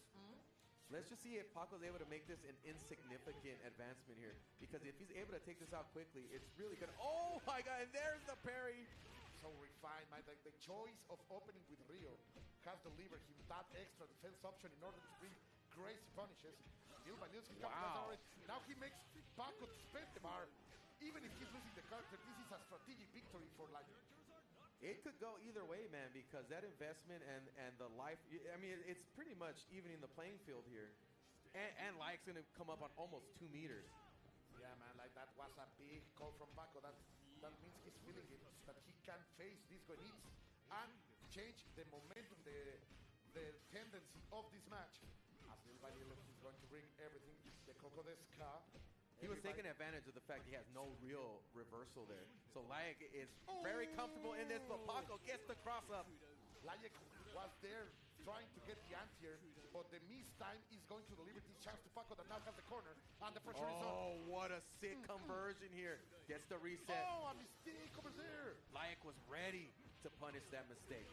Oh, now the gets the cross up, Paco. But there is another unexpected drop. What a challenge over there by Layak. She's gonna take it. No! Oh, no, Cole. It wasn't gonna happen. We got it dropped.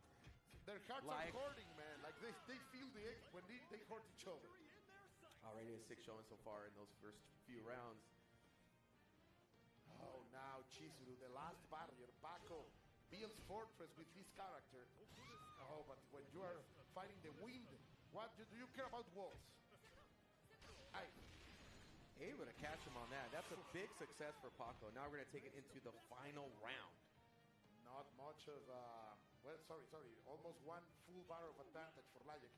Who with Orochi Chris, he's going to get those 2 bars that he needs to deliver crazy damage with the boy possessed.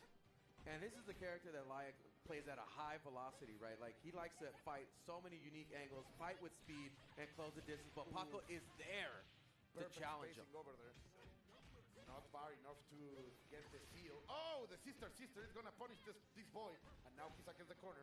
How can you going to survive? The trade is everything that Paco wanted. trying to do something. Oh, gonna get the flames. He stole those, hey. Now all the risk here is on Liak to try to make that comeback, and it's not going to get that opportunity. Whoa, not able to finish. What's going on? The nerves over here on the winners finals are starting to shake these two great players. Liak trying to find an opening. Control Where are here. those CDs? Where are the Joe And the fireball hits from downtown, still has opportunity. Liak's trying to make a miracle happen here. The chip match is going to be a factor. Got to be very careful, though, with all that meter on deck. Paco could give it away. Oh, what a run-up. But Gets Paco the jump in. Paco knew, and he makes a backdash. Great control over here. That was fantastic. That's why you have an anchor Chizuru. You can control so many characters with her and deliver this victory from Paco. Now Liak will have to find a solution to this. Of course, this is a long set. This is 3 out of 5, so there is still room for improvement. Yeah, and what incredible lockdown pressure there from Paco against that Orochi Chris. Liak was having a really hard time trying to find a moment to take it back, and Paco just shined incredibly in the control of that match. You are completely right. Now Luong, he will have to do so much. Last time, Liak was feeling the best. He was looking the best with his Rio. But, again, not respecting those approaches, the double DP. Oh, now we're starting to see some real aggression. A little bit of change of timing here from Liak. Putting on the pressure, and the forward A connects. Danger here, Colt. So the damage from this man, bro. The hard worker, we're gonna go for a the trade. It's a great business. I take your character, I just get a slap. I will have that trade every day in my life. Yet again, Liak with Rio is simply looking fantastic. He has been playing Rio ever since KoF13. Like, he loves this character. Yeah, and the character has made great strides in the game and got improved from 1.0 to where it is now. An excellent character for tournament play. But Paco here is really investing in complete control, but gets a jump in. This is huge for Liak. The always traditional karate style. What the challenge was that, Cole? So much. How do you know to press buttons there? They know each other so well, but Paco needs to reinvent himself. Again! With the so parry ready. into the EXN. Liak is already 37 seconds on the clock. He's gonna get back up to 60% of life. Almost 80. Sorry. This is completely upside down from the last match. Liak is looking very comfortable. But again, Paco was able to do complete lockdown pressure in the last match. Lock and loaded with those 5 bars. And now, how much do you want to spend to get Rio out of here? We're gonna get this man sealed. Nerf up to kill. Of course, with the OTG. Now the punishment is in, but Paco had to spend 3 bars to achieve that. And Liak is going to be very, very dangerous now with the mobility and the aggression of his goings. But again, excellent control shown so far. Ooh, trying to catch something on the backdash. Paco is very ready so far. No crossover over there. Oh, what a whip punish here. The fundamentals coming into play as Liak connects again. Oh, moving forward. Little by little. Can Paco survive this? No. The reversal throw, Colt. Here we go. I know which one is the real. Another challenger, Colt. He's really demanding right now from Liak. But again, those throws, man. Liak such on point suddenly. All of his defensive game with Rio, now with Renix. Wow. You want to roll, you're going to get slapped. Liak fights back. I told you, they know each other so well. Yes, the typical back and forth that you were calling out when two brothers are going at it. They know each other so well. And the counters to the counters to the counters. Timing changing. Let's see, we're going to go for a change in the lineup. Oh? What are we looking at? What? What are we looking at? Yo, I know Nakaruru. I know this. He has that. And that's extremely interesting. Because he has been loving Nakaruru and even take her out in some tournaments in Mexico. Now, is this the moment to really put the girl who protects the nature ahead? Is this the moment to bring the Anui representative out? I don't know. She does have unique punishes in her EXDP, but I don't know how exactly that's going to play out in this match. But let's just see what he has to offer, cuz. Like, clearly it's a counter pick to deal with Rio, right? Exactly. Like, he wants to get Rio out. Let's see. Is Mahahaha, able to hurt this karate champion. Not a character you see too often, but again, Paco is one of the meta-defining players for a lot of characters in this game, specifically the ones that he represents in the tournament. So, you know, maybe the fortunate thing here is that Like has had matches against Paco, has probably played this matchup before. Great catch over there. Of course, when you fight Nakoruru, you know you are facing the death by 1,000 cuts. Not a lot of damage, but a lot of mixes. And now 1-2 with Rising Star. Gets out of there, but still ready for the punish there from Layak. He knew it so much. Layak, he's so ready for everything Paco is sending his way. Now the slap to the face, trying to go for cheap damage. No, patience from Layak. Now the trade is going to land him a victory. Osu! A complete deflation there from Layak to Paco.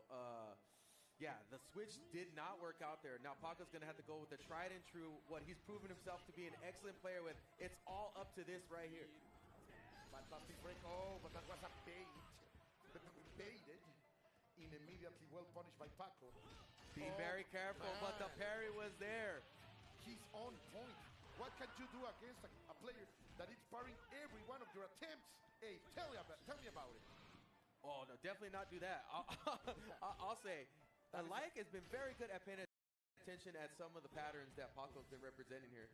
And Paco's going to have to change up some of that and offer something new he's never seen before. Sending the ghosts. The shadows are not scaring this man. He knows karate. He can deliver anything. That's going to be enough to take out Long, I guess. Not enough, sorry.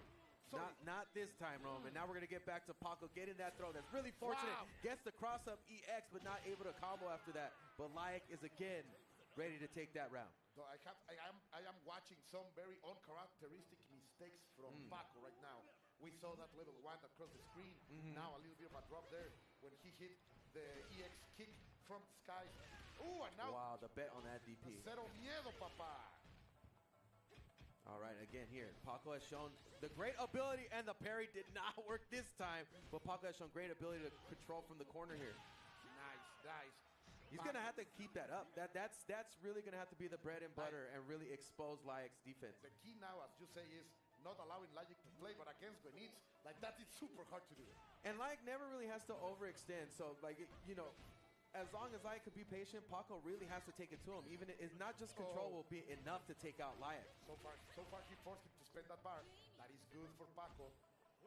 Now Toko Deska, but is not finding hits right now. Going on the chaser, on the hunt. Paco gets reversal thrown again. Rolls back out so they don't get the offense for free. Those rolls are so dangerous, man, but Paco knows.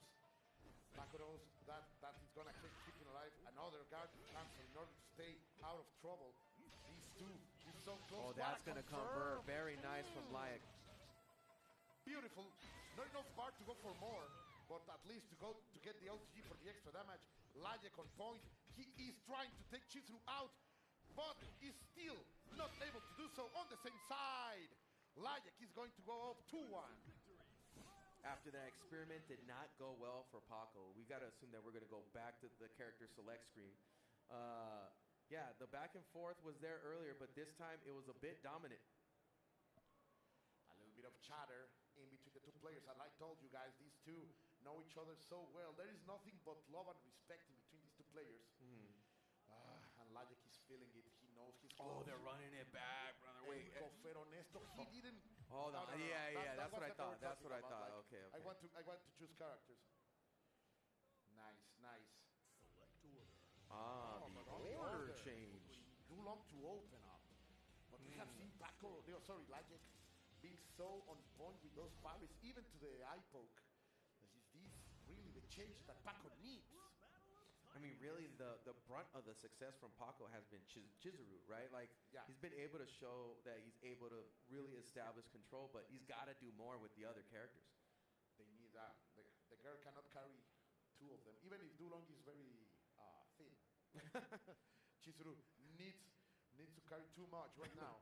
So let's see. The strategy has changed. Paco is opening with Dulong. He opened with the parry from the beginning. Don't press buttons against me, says Layak. I told him, like, he's so ready right now. That range after that fireball comes out, he's been guessing correctly so many times. Again, here we go. This is section. Nothing in the DP ready after the whip Where'd parry you go? there. Yeah, stay grounded. Again, here we go. Recycle. Advanced he strike. went just for the delay, but he went for a parry of the advanced strike. Like, Logic is really believing in himself right now. And I think that he has everything to take it. But Paco, still a champion of his own, will have to deliver something. And right now, you see that this is a very fundamental KO being played. Like, no crazy stuff, only perfect execution from Logic and being able to control that with the most standard of characters as Rio is. Look at how he's fighting in this range. I mean, he's recycled an option more than a few times trying to go for a throw here. But the spacing has been very on point here for Lyak. Oh, so close.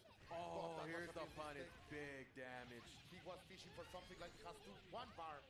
He's going to spend it immediately and not allow Paco to play at all. Look Here at we the go. confidence. Once again, rinse and repeat. If it worked the first time, it's going to work again. So much success here for Lyak, but Paco's able to convert for damage here, catching Lyak. We're going to see the clock moving around. But Oh, no respect. conversion off of that down A. And yet there it is, again. ready, even after the whip. So much reactions over here from Logic. Maybe even predictions we could say. Oh, well, where are you going? They cancel into the throw. Now, little by little, we are watching what Paco wanted to do with not Korudu, but is it too late, eh? Not yet ready to finish. Paco's looking for an opportunity to try to make something happen, but Lyak has been There so we go. on point and ready. He does not have to overextend, and Paco does and gets killed for it. How much work is this man? That's a putting heavy on Rio? workload, man. Yeah, Like, I don't know. Rio really is doing so much right here, and as you were saying, like, can Chizuru carry all of this? Of course, Paco is going to take that first step in the perfect way. Basically, he has 5 bars. He will have Chizuru in perfect conditions, but still, that's a lot of work to do. You gotta be masterful. I mean, you have the meters to work with here, so this is not entirely impossible. But Paco's gotta turn it up, Oh my and the gosh. whip gets punished there from Lyak. This is dangerous territory for Paco to get eliminated from this tournament. Does he have it to take it? Still, the meter's still there, but he's gotta finish it quickly. He wants to give himself an opportunity, but Lyak is looking to close here it we out. go. And Paco back into the match, but drops it again. No, what's going on with Paco? He's feeling the pressure on the EVO stage. He's not a stranger to this ecosystem. Oh, what And a big finally, whip. I also have to say that the spacing, the perfect spacing that Logic is playing right now, he is pressing the buttons in the perfect way. The detective is going to solve this case, and he will move on. One of the seats is there for a Mexican player. Can the rest, can the prophecy really happen, my dear Abe? Hey man, even Sherlock Holmes had help, and unfortunately, Lyak's gonna have to go at this by himself. So, but he has been playing excellent so far. Yeah, The type of play that he offers, this is the highest level he's played. That the control, the spacing, the reads on The what people want to reactions do. on each Yes. one of those parries, man. Like, of course, we know that they know each other so much, but it's incredibly hard to pull out. But well, if there is something incredible happening here at EVO, it's because of our sponsors, and we love them. So we will have to go for a super quick ad break, and we will be right back. Don't go anywhere. Like a bowl. Triple wrap. Then dip it in here. Sour cream inside the Copy vinaigrette. that. 2 tortillas, if you know. Yes. Oh, that is good. Well, Vaya is laughing right now. Look at Vaya laughing right now. Oh, he's doing a dance. What is he doing? He's too ready, you know. Not today, man. Oh my god!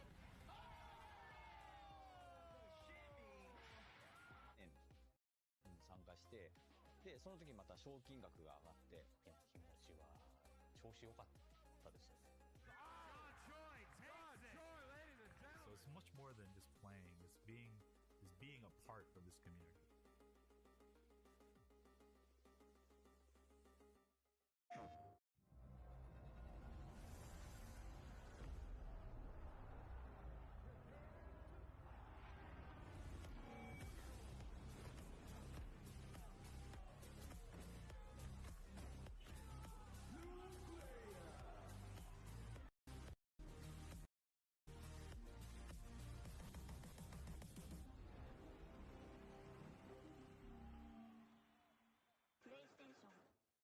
Jay, you ready for this block? You already know. I feel like we've been killing it lately, and everyone's been loving it, but we gotta let the people know where we're gonna be at. Let's just do the meme real fast. You know, my heart meme, get the engagements and everything like that.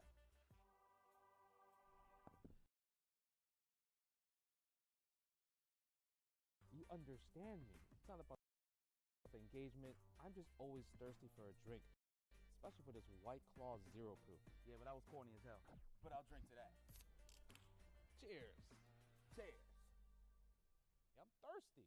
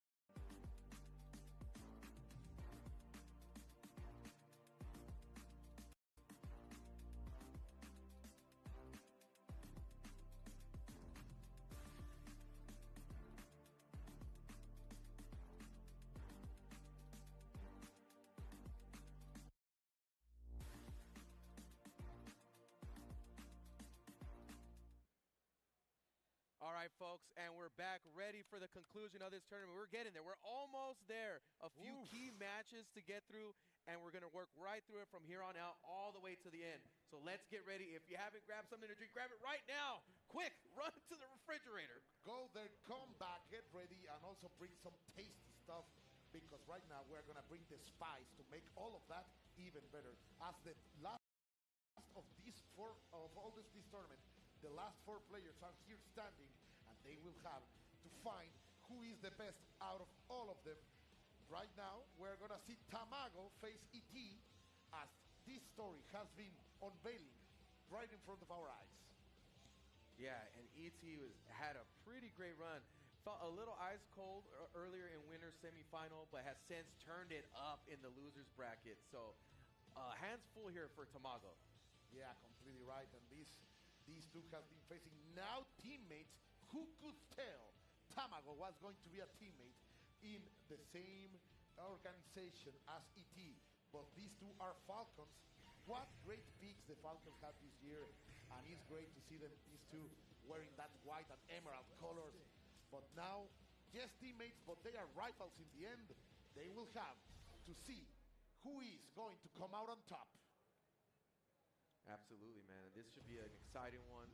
ET has been able to put... Oh, ET choosing to not put Clark up there after all that success.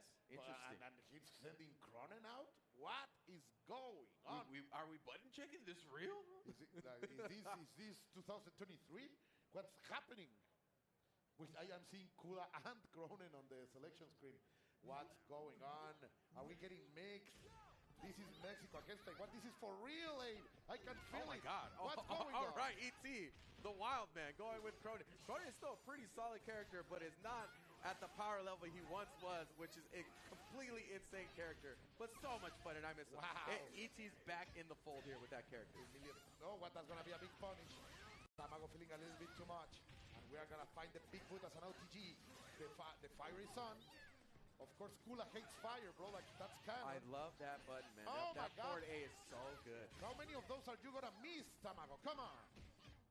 Yeah, Cronin still has a very good neutral game. That button is so difficult to deal with, as it can't have complete control at that range. He tried to overextend, trying to get that hit out of the air, but Tamago misses it, and that gave the chance for ET to press a button and finish it. Now, Blue Mary, she has to look as fire as she looked against Guasamilla, getting the hit. We are going to see at least 40% damage out of this combo. I like it. Right now, break the arm. gets the free rollout here, ET, but still gets punished off of something else. And Tamago is starting to look a little comfortable here. Things are starting to work out. I like it. Cronin, the forward 8, it's so good. You could really just throw it out and see what the opponent does. Ahora yo, the Shiki says, always his turn. Trying to get it back. Look at that. It's never really your turn against Blue Mary, man. You gotta be careful. You gotta think twice every single time. And baits out that EXDP. Tamago on a run. He felt it coming, but to be honest, that's a lot of work for Cronin in this grand finals. We were not expecting this, and now we're gonna see the true weapons of ET, because this man has his arm super sharp, and he is the best character that ET has right now. Ooh, what a catch! Those super big limbs are going to deliver a ton of damage, and of course the positioning for La Mezcla. The mix connects so nasty on that. I don't know how anybody blocks that. And so ready with the cross-up. You have to face it. The chip damage is going to be something, but no, it's going to be a trade. I told you, man, Hyder in the hands of ET is the most refined and sharp weapon in the tool shed. And Tamago's going to have to be even sharper to make this comeback happen. Almost 4 meters on deck, making it very capable for that opportunity, but ET still always ready. And like you said, the extreme comfort that ET has had with this character has breeded him much success. A big risk there, and Tamago is looking to take it back. Finally, the opportunity here for Tamago. And he went immediately with another one. He's crazy, brother. He doesn't care about anything. A little bit of neutral play here, being successful for Tamago, but so it is for ET, taking the damage back. That cross-up's too nasty, Cole. It's too nasty. It's just so good, bro. I told you, those forearms are really sharp. Momentum getting crushed here. Oh, just outside of range for the cross-up. Perfect movement over there by Tamago to stay out of there. The slash is going to hit. He tries to go for the follow-up, but the movement from ET is just so fantastic. He's coming like a man of smoke. You cannot touch him right now. A lot of good moments there for Tamago, but ET was still able to stay solid and really maintain control with getting the knockdowns, getting the hard-to-block mix-ups. That's the thing with Hyder, man. Like, even if you are getting momentum, one hard knockdown is going to chill you completely. And that happened to Blue Mary when Tamago was looking the best in the control of the beautiful blonde. ET simply chilled her out. And we are going to see the changes in Tamago's team for sure. I don't think Gula is a good option right now at this upper side of the bracket, my friend. Yeah, like you said, there were a lot of situations there where Tamago had to hold his breath and hope that he picked the right direction, and then, you know, how many times you're going to be afforded that opportunity to guess correctly. And on top of that, the solid play that ET has been able to offer with Hyder. And even like Cronin, like Cronin. Nowhere. What is this man doing? I don't understand that pick at all. The most handsome of my cousins is also insane. But however, Cronin's neutral is actually very, very good. As I used to play that character a lot, and I still think it's very good. The damage has been whittled down a little bit, but very capable in the right hands. The Taiwan is tied and facing against 6 different Mexicans in the bracket, and he isn't really doing a number. There it is. Yeah, it's very hard to deal with at that range. That's pretty much one of the best round openers there. You are completely right. So fast, covering every damage and ready with the low risk too, so you just be able to control for free. And Tamago has to prove that they can do something. No full conversion. But Tamago gets the DP, gets the kick again, but he needs much that more. That 4-8 range. He needs so much more to get the momentum. Tamago not really having an answer, getting that meaty pressure. There it is again in far 8 range. Tamago's got to risk something here. Connects for a combo. And you were saying that he has to risk something, and that part see something. Oh my God! I don't care about your DPs. Tamago is bringing the challenge. Face. Oh, he threw it. Oh, German suplex. El Comando Sambo is right here. You are not what you used to be, says Blue Mary. This is not the same. Yeah. Oh, but Hyder. Like again, this is the tall party wall. time. A mountain to climb for Tamago. Look at the guard break. Guard break doesn't convert. ET, you can't let that happen this deep into the bracket in loser semifinals. And Tamago's going to take that opportunity to make a... Tamago gets the hit. Blue Mary is looking as the most beautiful women in the world. Reset it to nothing. What a wild situation there. Both breaks that, and ET is able to combo that. Why is Blue Mario always want to run out by the right side, man? Like, what's happening with that girl? You know what, man? They're just holding forward is what happens. Let's see what you're going to do, man. They're playing chicken with each other. Oh, it's so close. Now, Rokawa, this is the strategic change from Tamago. Great character in his hands. Can he bring...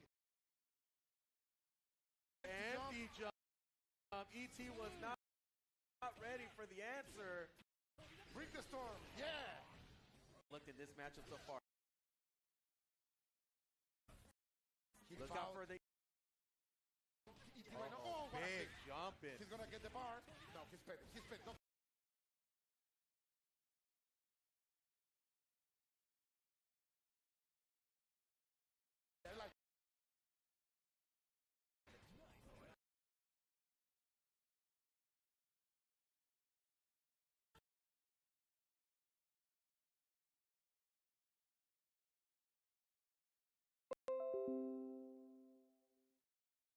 Combo of this game number 3. Stay.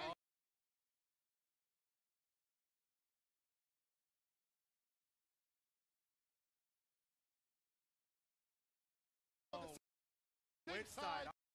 I'm on the same side. Baby. Chinas, que rico. Oh.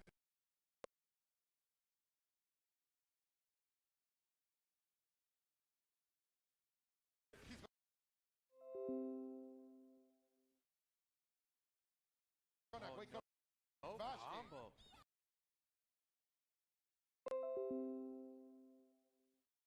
Back.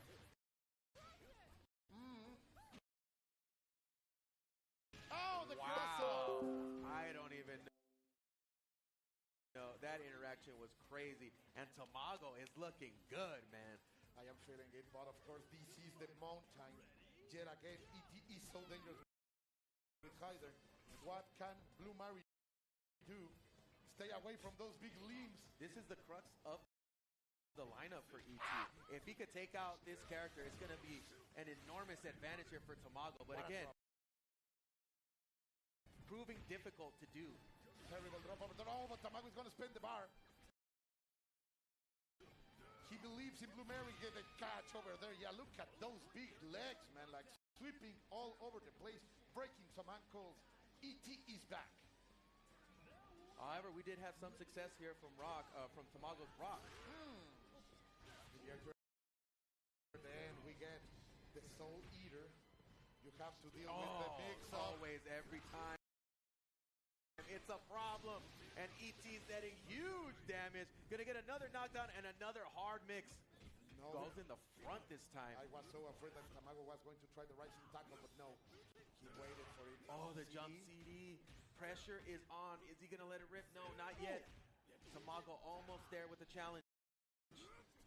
What can you do? How can you break this Titan? Oh, there's the cross-up. Unblockable, bro. Of course not, but I love to say, no advanced strike for you, no challenge strike for you, sorry. ET choosing to back off. But it's gonna work. Now, ET on match point, Tamago will have to do magic with Benimaru. He's done it before, and he can do it again. This is his opportunity to really change the storyline here, but ET connects. No activation there, obviously. There was not much to do. No much resources. But little by little, he's getting there. Oh, that was so scary. He got to jump in, didn't convert. He went again. Tamago is a little bit shaky. No, that's going to hurt so much. That bad. Still alive. Strike into the reset. Let's see, that's going to be it. That's going to be it. It's enough to kill. Let's see. Yeah, no. Oh, not yet. The checkmate.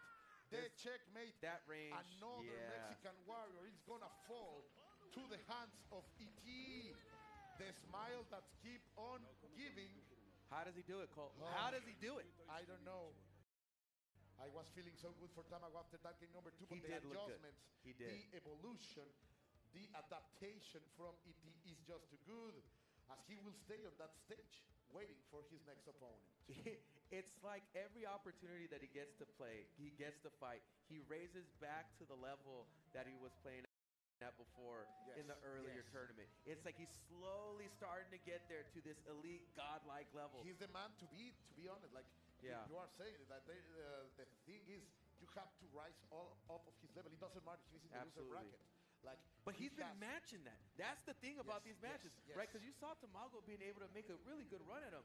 And then ET yet again stacks his ability one more time. But is he going to have that opportunity against a player like Paco? Oh, it's going to be so good. Of course, we are back into the long set format right now because this is the losers finals. So it's going to be very demanding for these two players. And the stamina is there for ET. We have known it. Like you cannot believe that this man is not playing his A game every time. Paco from Leviathan, he will have to become a God Slayer. And I have to say, looking at the lineup that ET's offered, the problem to me is still going to be that hider, right? Because the type of style that Paco plays control, plays solid, you know, has good mix-ups too. But you have to deal with that monster of Hydern because it doesn't matter. Hydern has more of that, and and more damage and too. Both Long and Dulong will have problems. They don't have really so many tough tools to deal with those crossers. Depending on where he puts Dulong to, no reversal. So it's like I'm telling you, like it's gonna be hard. Well, let's see what the character selection, because that's gonna be really important too. I'm thinking that Paco is gonna be his completely A game right here, right now. And of course the crowd. Mexico used to play as a local thanks from the throats and the screams of the Mexican community. Of course, led normally by Alberto, the most loud human being in the FGC, that's for sure.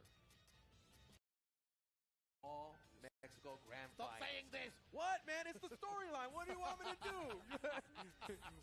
We care about this kind of stuff here, man. Yeah, I'm not trying to jinx it. It's just what it is. And we are going to see Clark. Classic. 3 out of 5. It's 3 out of 5. If he doesn't make it, I might get slapped here on stage, folks. It might be up to me. Don't do it, brother. Don't do it. No, I'm going to break your back. I do not slap people. Okay. No assault here from Cole. I know you are feeling it, bro. I know you also desire It's burning up inside of me in the same way you, but the way I'm going to deal with it, we're going to deal with it head on. With this match right here, Paco versus ET. Like, the reality is going to show itself. Absolutely. I know it. And our champions are facing the man to beat after all.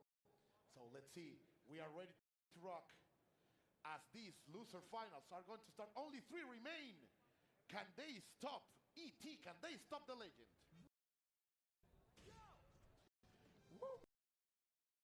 Personally, it's a real match. Okay, I had to make sure this was a real match. So personally, I think this is actually a good matchup if Paco can maintain control over this matchup. ET's going to have to really fight for it because Paco can outrange ET. But ET has been there with buttons so often, calling out movement and calling out the apprehension here for Paco. Hit from kilometers away, bro. I don't know about that. That's also true. Like, so big buttons. Look at that. Wonderful neutral here. Fantastic stuff over here. Playing masterful Clark. And finally, finish it with a cross chop, with a karate chop. Paco will have to face this mountain yet again, but now with Dulong. What a scary thing to see when you see the opponent across from you start to play the game that you play. Especially with the character that doesn't have the greatest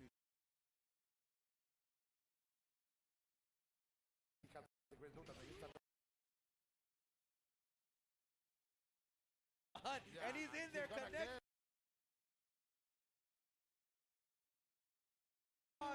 The Predator is That was so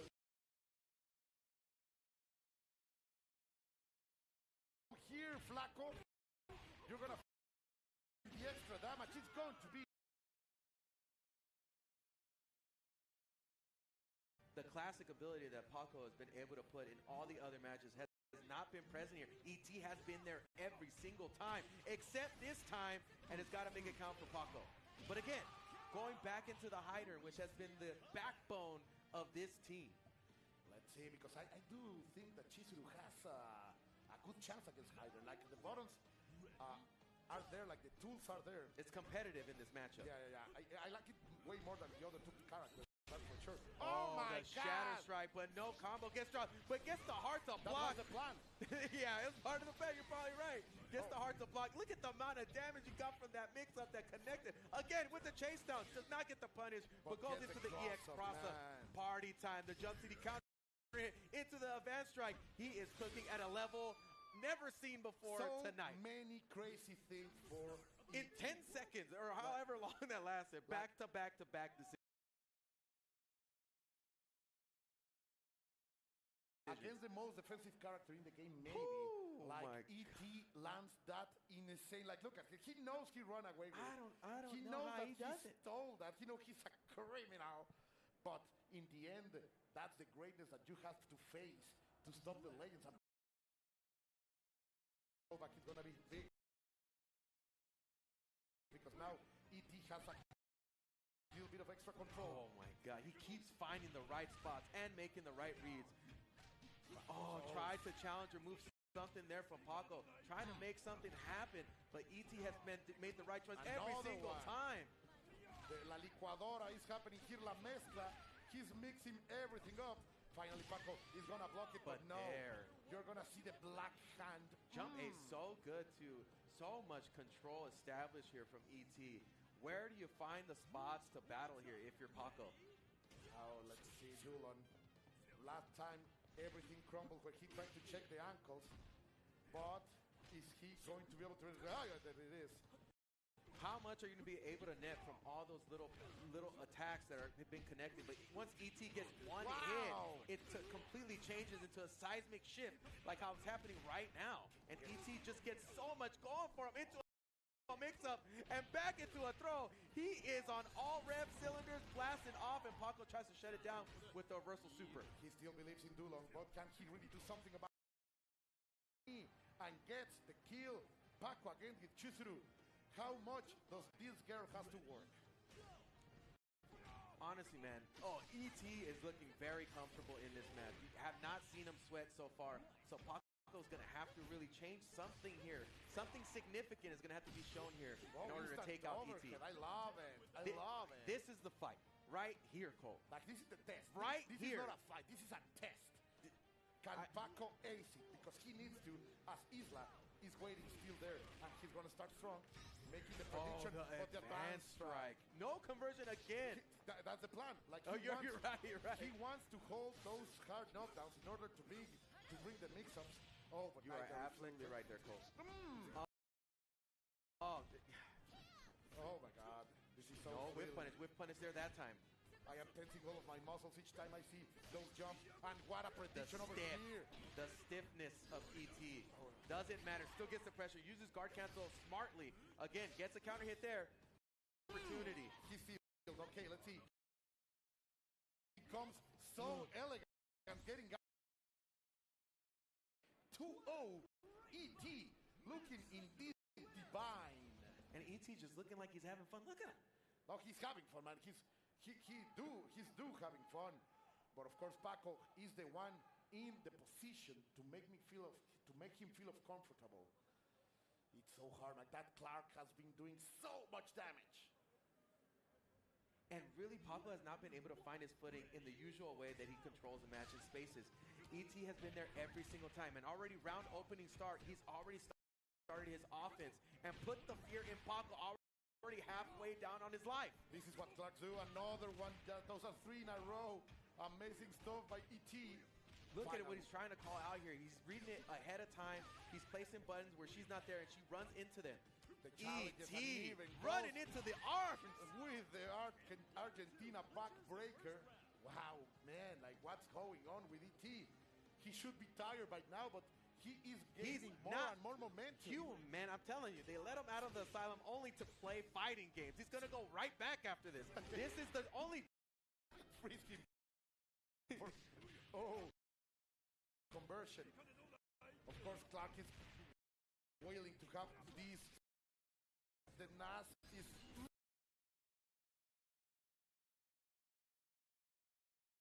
a little bit more, but can ET is simply shutting him down.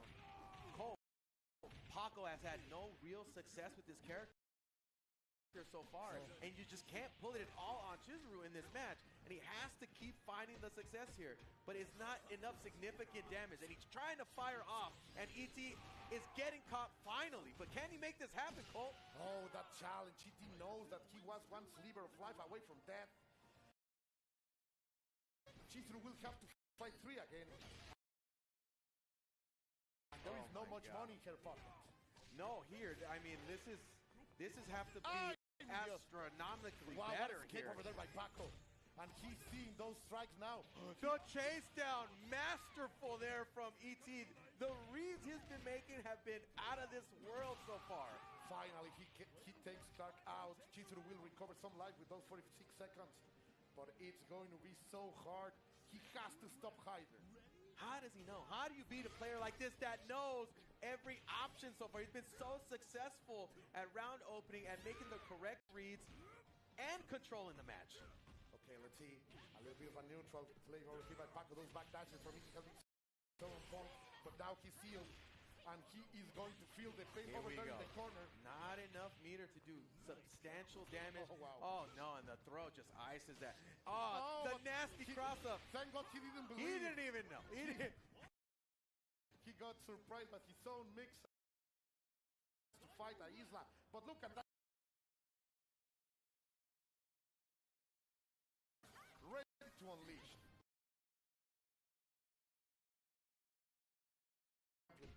But so far it's going to be so hard, man. This is so dangerous. Yeah, so much damage coming. Oh, here we go. Yeah. That doesn't kill, right? I'ma hold my breath, brother. Oh my God. Oh my God, Paco still has 1 bar. Can you do He needs something? divine intervention, and it's not going gonna happen. 3. Oh my God. Another grand finals for ET at EVO. A legendary run. I told him, he's a legend by himself. He is the upper echelon of this game right now. And it has to be Lajek who faced him and told him down. Of course, shout outs to Paco, a 3rd place in this tournament is a fantastic result. I know he wanted more. I know he was hungry for more. Now Lajek will have to knock down this Titan, because that's a giant standing, man. Oh my God. I don't even understand what the makeup is of ET to be able to do these things. The stuff I've seen him do over the past, like, unbeatable. So far, it's looking like that. But still hope over here to stay away from his domain. One hero can liberate us. But Jack, el detective, will have to face it. As we see, look at that. Look at that. After being knocked out into the losers bracket by Lajek, he has beaten no other than Koopa, Tamago, Paco. Those are some of the best players in the world. And now he faces Lajek. Oh my God. I think I really want to think about this matchup right here. The player-to-player matchup, okay? So you saw Paco go down against ET3-0. Yes. Now, another potential issue that may run into here is Paco is, in some sense, a similar player that plays characters that have really good control, but stacked against that team that ET is running, it's so hard. It's so difficult. He has to play absolutely sound. While he has, like, he has this idea of knowing what will damage your opponents the most when opening with a character. Like, he clearly has plans for each one of his rivals, and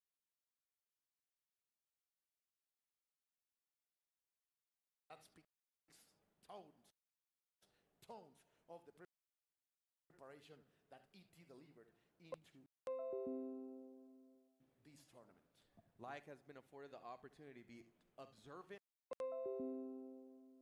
of this last match to see if he could offer something different here, to control the things he did once already, right?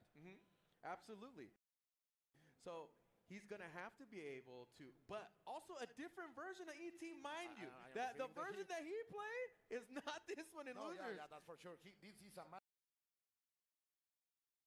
unleashed. Wake up. He was down on the floor and now stood up, possessed by his own power and legend. So now I don't know how many tanks it's got to be on reserve at this point, right? Like, how does he do it? I don't understand. The 1 year that he defeated Shanghai was like the craziest thing. He only outlasted him. Like, they literally were just fingers moving at this point. He spent him out. Where in the lineup? Like, he has a plan for each player. What's going on? Wow, he's not going to be able to lock down that character. The fireball's really good. Kukri has really good normals as well.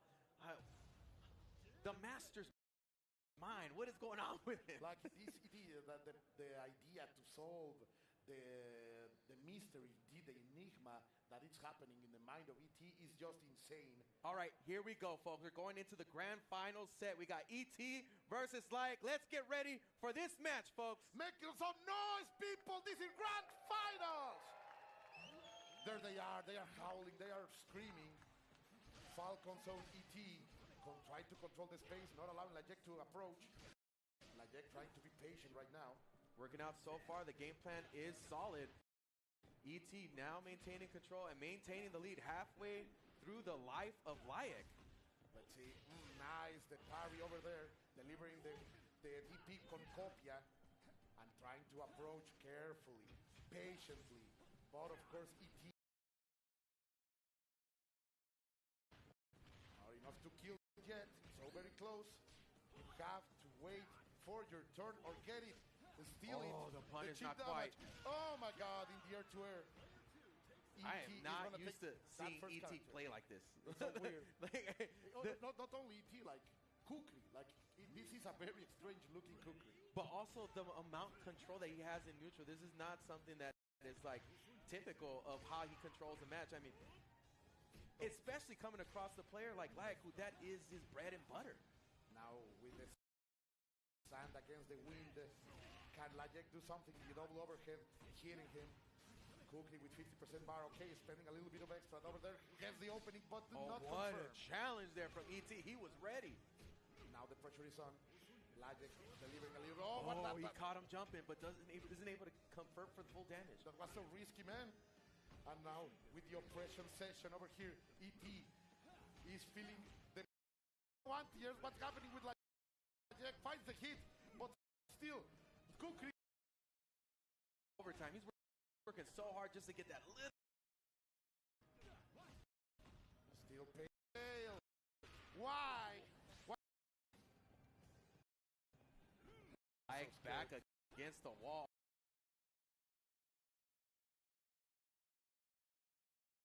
Managed to stretch this out for so long.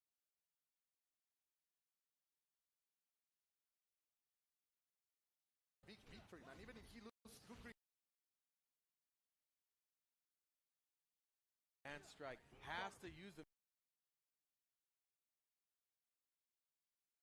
much pressure and the whip in his face. If it doesn't take this, a significant win here in the life lead. 2-1. Time over.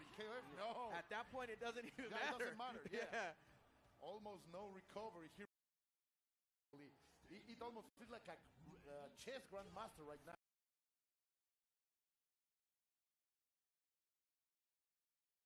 To the deck here in his favor, and ET is just looking so ridiculous today. Wow, the overhead is going to hit. This is going to take Wayneets out. Indeed, ET is feeling like a final boss right now. So much momentum. Orochi Chris is over there on the deck. He has 3.5 bars to deal some damage. Can Lajek change the shift the situation right now? Okay, that's a growth. Amazing conversion off of a down A here. Lajek was able to find the mark and start their own offense. Now what a challenge over there. I love it. But the Moon Slasher is right there. And here we go. This is tough. Like this range raider is tough. Lajek has to take a risk in the movement to try to get something going against ET. And ET really just has to continue to play the game he's been playing. Now was hitting it under. Now you're back into La Oh, he got the block. Oh. Now checking it perfectly. Another one. The pressure is on. Oh, no, the whiff. No confirm. No full but confirm. you cannot play. Finally get the activation. This could be enough to take Kaiden out. But the damage is already done. Very little meter to work with, and Isla is a cannon. And no bar, like this is going to be so humble. And Orochi Chris needs bars in order to deliver much damage. The CDs are not there. The Arts of Isla are going to be so hard to confirm with the best two. Oh, the challenge was here. And Lajek finally gets a solid hit. ET spends the bar for the sharp strike, gets nothing out of it. And let's see, Lajek little by little gets the overhead, but nothing to confirm. Nothing significant here that Laik has been able to put forward. Still not much meter, but is whittling that life down to give themselves the opportunity to maybe make this comeback. He's gotta extend himself at some point and take a chance. Double overhead, that was so dangerous. ET in a harassment mode. Look at the offense right there. Stay in the corner. Oh my God, the CD, the guard break. ET is more than ready. 1-0 for the Taiwanese Titan. Yeah, he's looking so good here. I mean, there were some moments of shininess right there for Laik, but ET so ready. Oh, man. As you say, he has transformed himself across all of these top 8. He has been forged by the fires of other Mexican players. Exactly, right? He's been brought back to his normal level, maybe even higher at this point due to the difficulty of that run in losers bracket. Sorry. Nice CD over there to control Kukri. I think this is so important from Lajek. If he's able to take out Kukri with a solid performance of Rio, things could change. But then again, those strokes of genius from ET, those eureka moments are happening so often for him. Yeah, again, he has to take a risk to close the distance. This is not a real match outside of when he has EX Fireball to be able to fight this from that distance. So again, he has to take a risk. Finally gets in there, calls out the back roll. Beautiful chasing to the grab. Now Lajek has a turn, but ET again breaks out of it. Very smart and making Lajek work for each one of those ounces of damage that there are so much. Here we go. Right Finally gets the knockdown, pushing a little bit more towards the corner.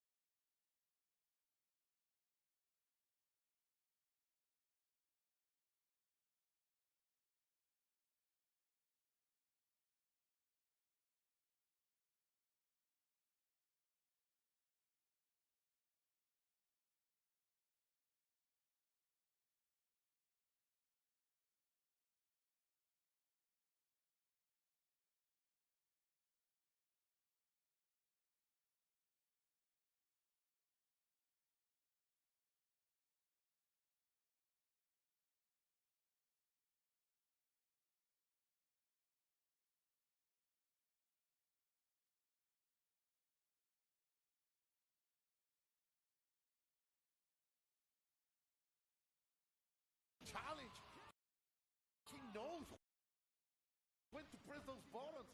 He's reading minds right now. There has yet to be a point in this match where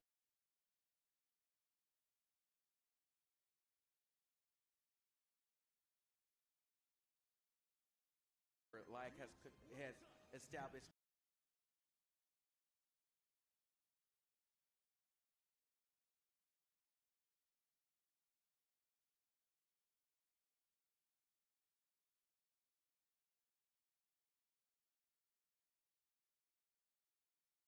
any real control over ET. It has been all ET.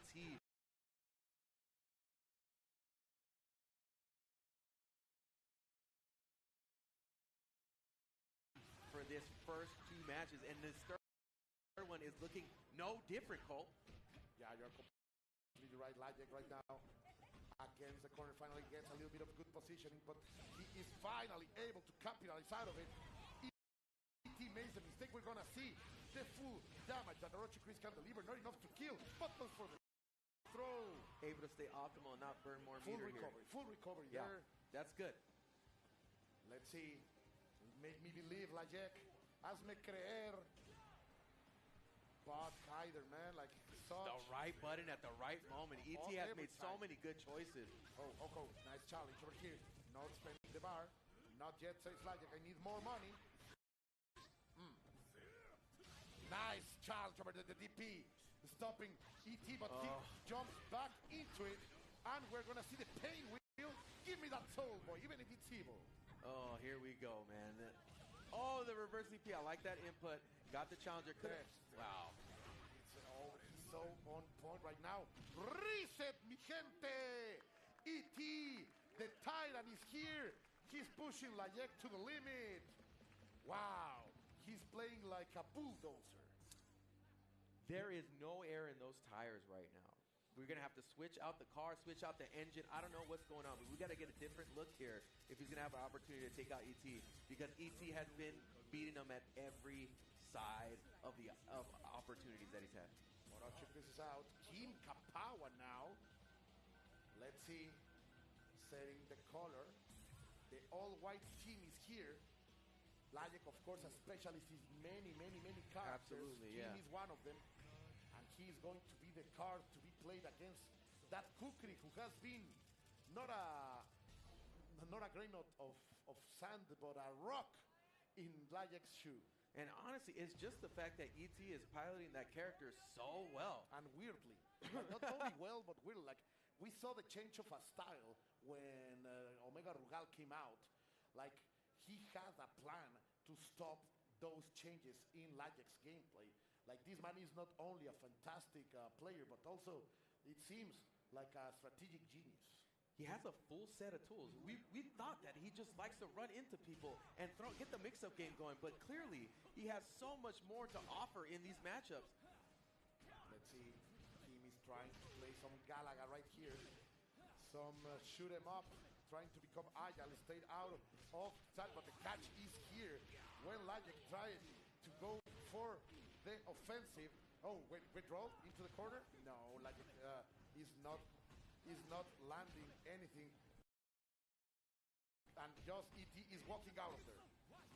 On paper, I don't see how this character makes a significant difference in this type of matchup, especially when ET's been so on point with his zoning and picking the right options so many different times. The guard bar is so close to break. Finally, when Lajek was trying to do something about it, Kukri brings the sand up, and now when it's yet again, we'll have to deal with a full health Kukri. No need to engage here for ET. Chooses to back up in, but now gets the offense going. Nice block there from Lajek. Gets a knockdown. Backs up to hopefully make ET make a mistake, but ET has not been biting in a lot of that movement. He's just taking the pressure right back again. Finally made some mistake. Lajek will be able to capitalize out of it. Let's see how much and what's the continuation. Great break out of there. ET with perfect reactions right here. Pressing the buttons, trying to go in. The anti-air is there. Now didn't hit counter hit this time to get that follow-up, but this is the control that Lajek has been lacking exactly. for. But it's on his second character, man. This is his specialty right here. It's finally starting to hit. The wheels are starting to turn for Layak here. This is what he needed. Now we have something more even. Hayden, it has a full bar of advantage, but still, the big boy in Lajak's team will have to do something. Koko Deska trying to go into the pressure. Oh, Nice almost break. got a bait there. He has the opportunity to suppress ET. Looking very scary with that full max meter here. He went for it. Oh, try to press a button. This is gonna hurt. Bring the knife. Is he gonna let it rock? Not let it go to the sky. Oh, party time here for ET. And then, of course, you know, La Envolvente. Here you go. In the vortex. Great block over here by Lajek. Another Blocks the one. cross up. He was ready for that one. Oh. Not ready for that cross up in the air, though. Still alive. Still alive. Yes. One last check. But Yeah, the telephone is gonna yeah, get checkpoint. checked. Good stop over here. Checkmate. Yeah, checkmate. But this time, Orochi Chris has full bar. Like, we haven't seen this before. Well, let's see. full bar and then ET has nothing to go off of here. So this opening is promising here for Layak. Oh, for more. man, I don't. Oh my God, slapping into it. Let's see. Now playing into the hands of ET yet again here. Oh, the the cross up, cross-up. super deep and chunky.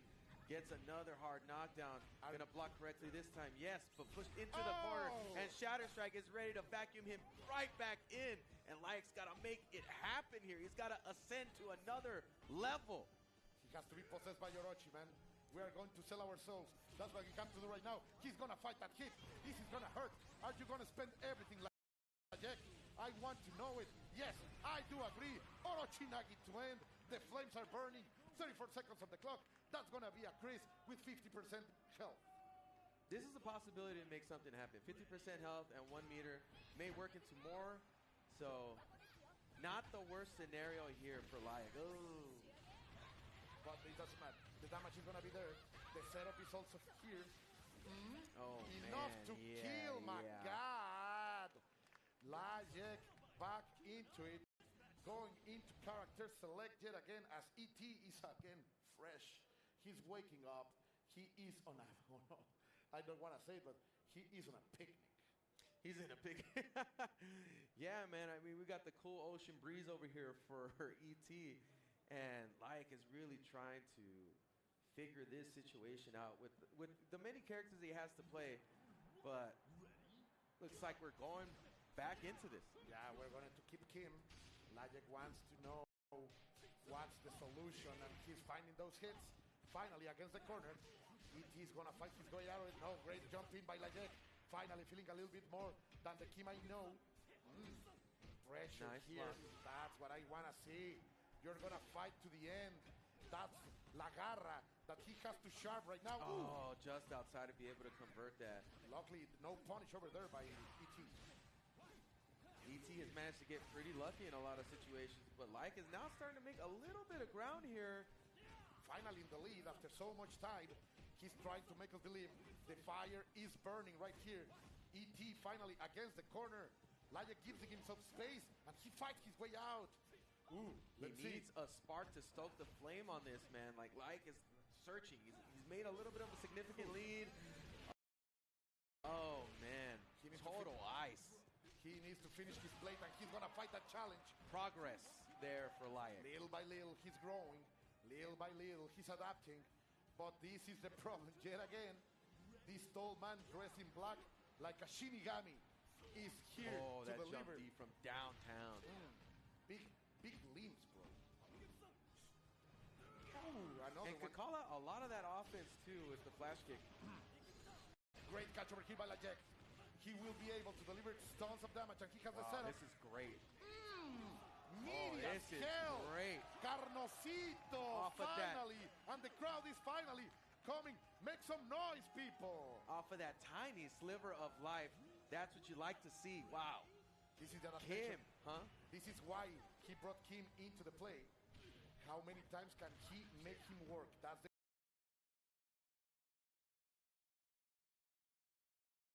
a possibility out of. He's like, yeah, the flash kick into the super. Well, I would would say we needed to see some magic here from Laik, and Laik was able to pull a rabbit out of his hat and get a significant lead so far in this match that we have not seen so far against ET. He's no over, but he sees like coming up swinging. ET is feeling so strong. The Titan from Taiwan is really delivering the damage right here. Set up, going for the advanced strike. Man. But luckily for Lajek, it didn't hit that bad.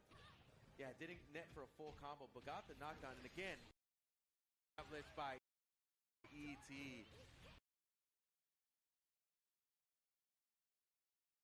The cheap damage, are you gonna do? How can you survive the harassment from?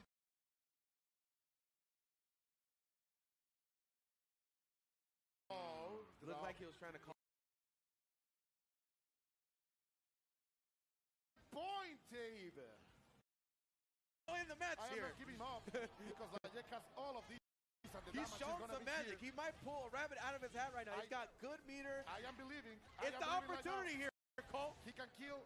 He went for a reset. The crowd is starting to rally. So is Laik. Are we waiting to get another one on the board? Is this the first All one? the pressure. He's turning up, firing on all cylinders, and he connects. Finally. A perfect.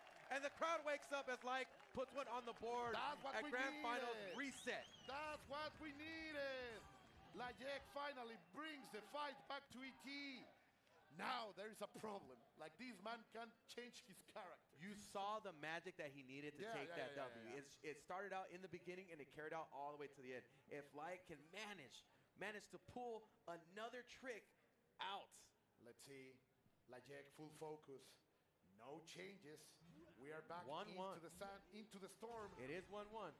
Rolling us the start. That's so dangerous. We needed that little spark, like I said, to stoke the inferno here. Let's see how long. Stay on the ground, he's telling us. Good control in the airs there. What a challenge over there. Attack! Gets the throw as he comes down. But in the center of the stage, what can ET do? He's trying to change, to cool down Lajek. Big mistake, only a throw. Runs up. You have to deal with him right now, right in your face. Oh, the stand CD connected. Now putting him in the corner. Not a usual space here for ET. And Laik is starting to get something going. And every single time ET is able to take something back here. Laik cannot give and take too much in this match. Oh my God. That's gonna be ET Kimmy's out. The confirm from ET is landing. Lajek now back with his Goenitz, but he has 3 bars, and there is a possibility to end this match fast. Gotta find some success here. Laik turned up, woke up from the last few matches. Really trying to search.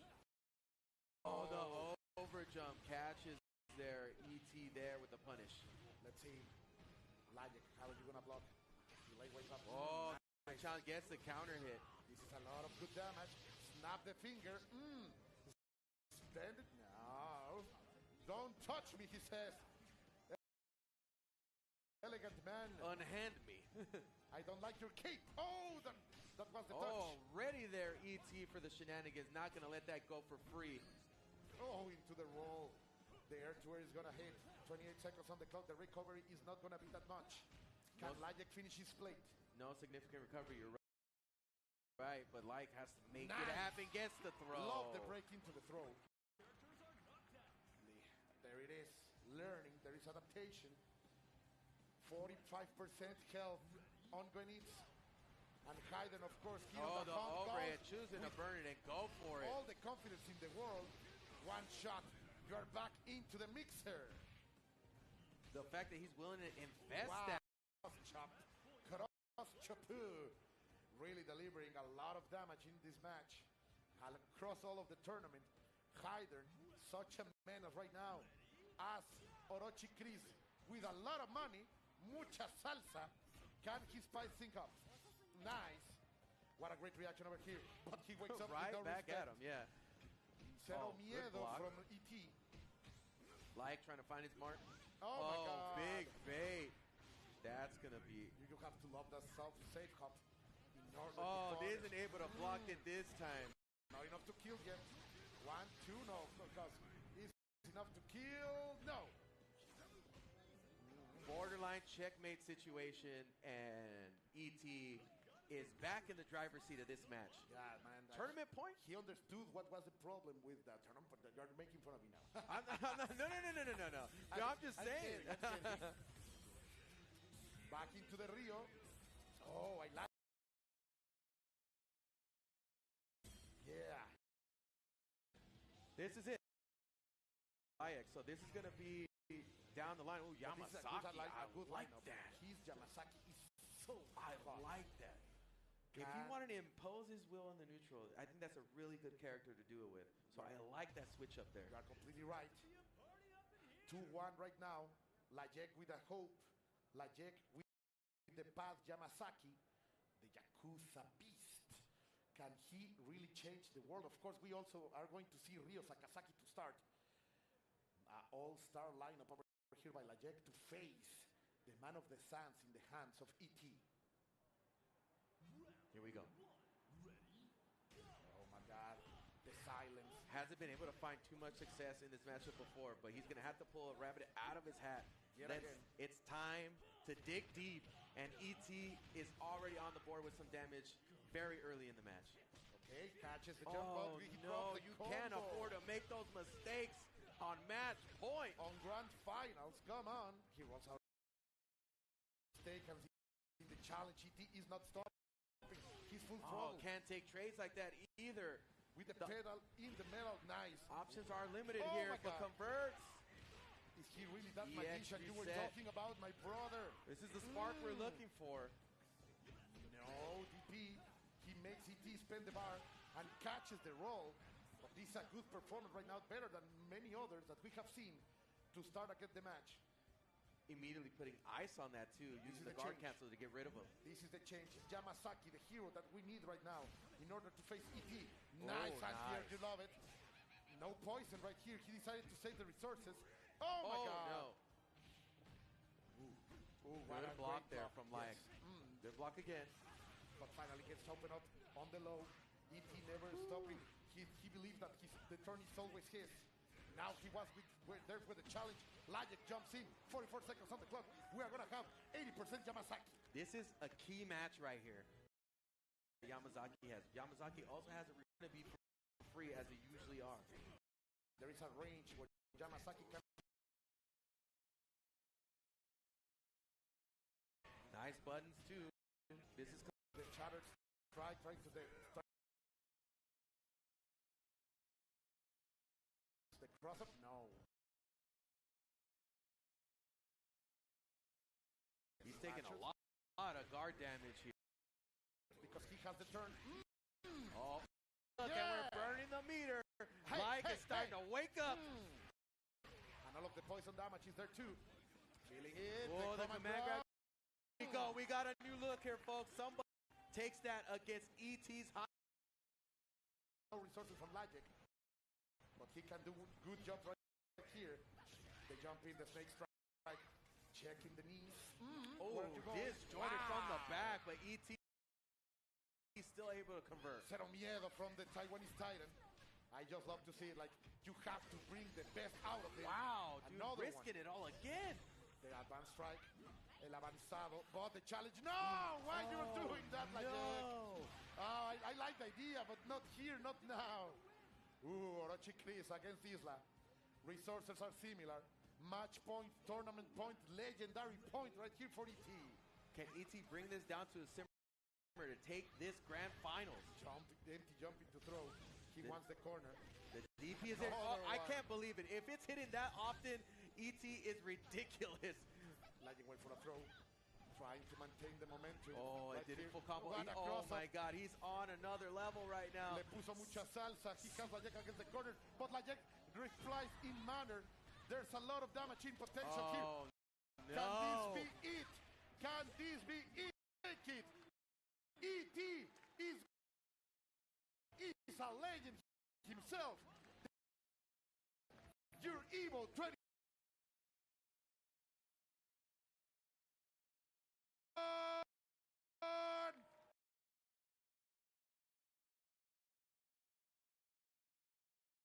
Ridiculous to do.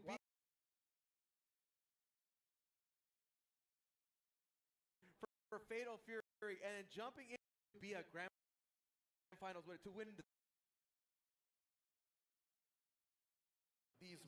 man is indeed in the upper echelon of fighting games and a specialist in a legend himself in two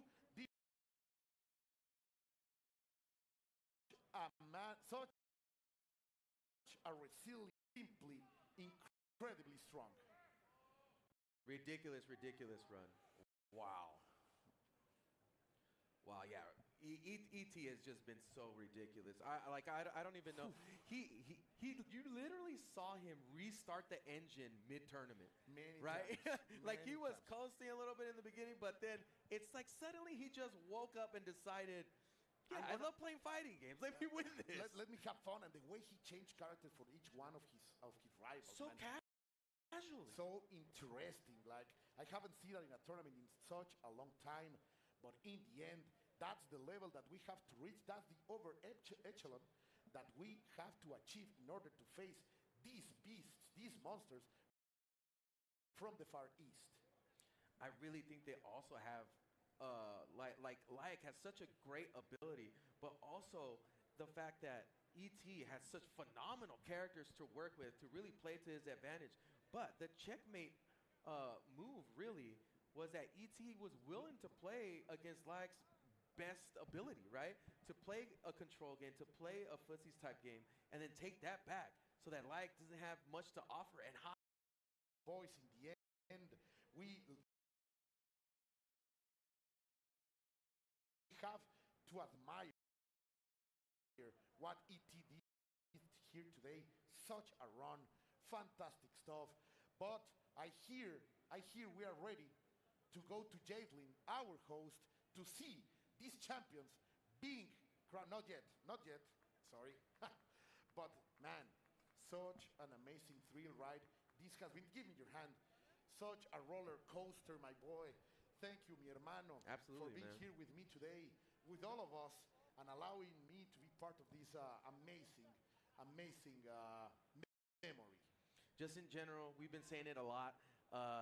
Coming out to these types of events, it really is magical, man. I can. It's the type of thing where I could continue to tell you, and you won't really know until you experience it yourself. Completely right. How you make that connection to the community, to the games, and this is a culmination of all of that. As much as we think that it changes so much, we keep coming back every year and get to experience moments like this. Top 8. Let's give it up for King of Fighters 15. All right, let's get into this awards ceremony. In 7th place, we have Violent Kane. Also in 7th, Yurikov.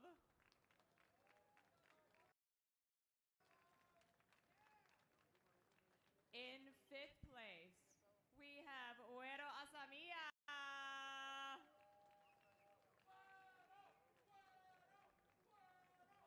Also in 5th place, we have Koopa TJ.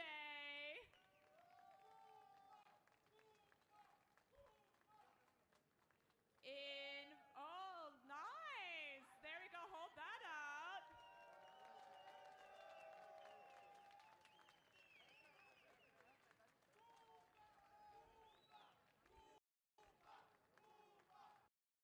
Have Tamago.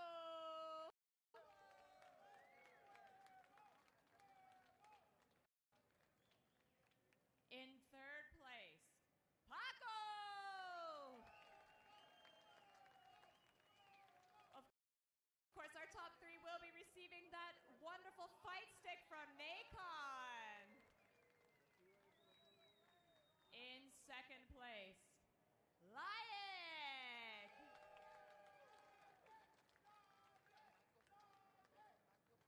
And finally, your EVO 2025 King of Fighters 15 champion, ET!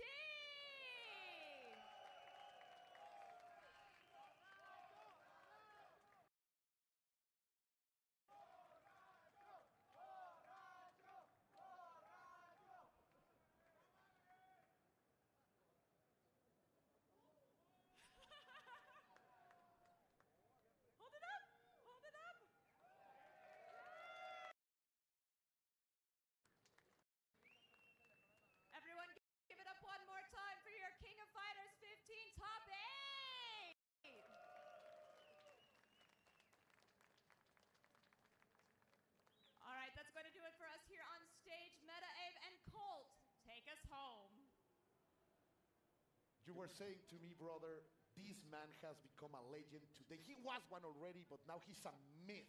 Incredible performance over there by the Titan from Taiwan. No other than ET. He's our champion. He was raising that trophy high. He's made out of diamonds, my bro. This was a historic run by ET. I mean, the culmination of years and years of work to leading up to this point, to having a day like that he's had, this will be remembered for many, many, many years to come. And to win the way that he did in KOF top 8 for EVO 2025 is like beyond a cherry on top. I don't even know what you call this. Like, it's so amazing. It's the way you write history, that's for sure. And stage, it's over for us now. Of course, there is a big show over there. Part of that. Watch the show. Because there are still a lot of battles to fight. I am called in the name of all the people right here, your tournament runners, the people of production that have been working so hard to... See you later. Peace.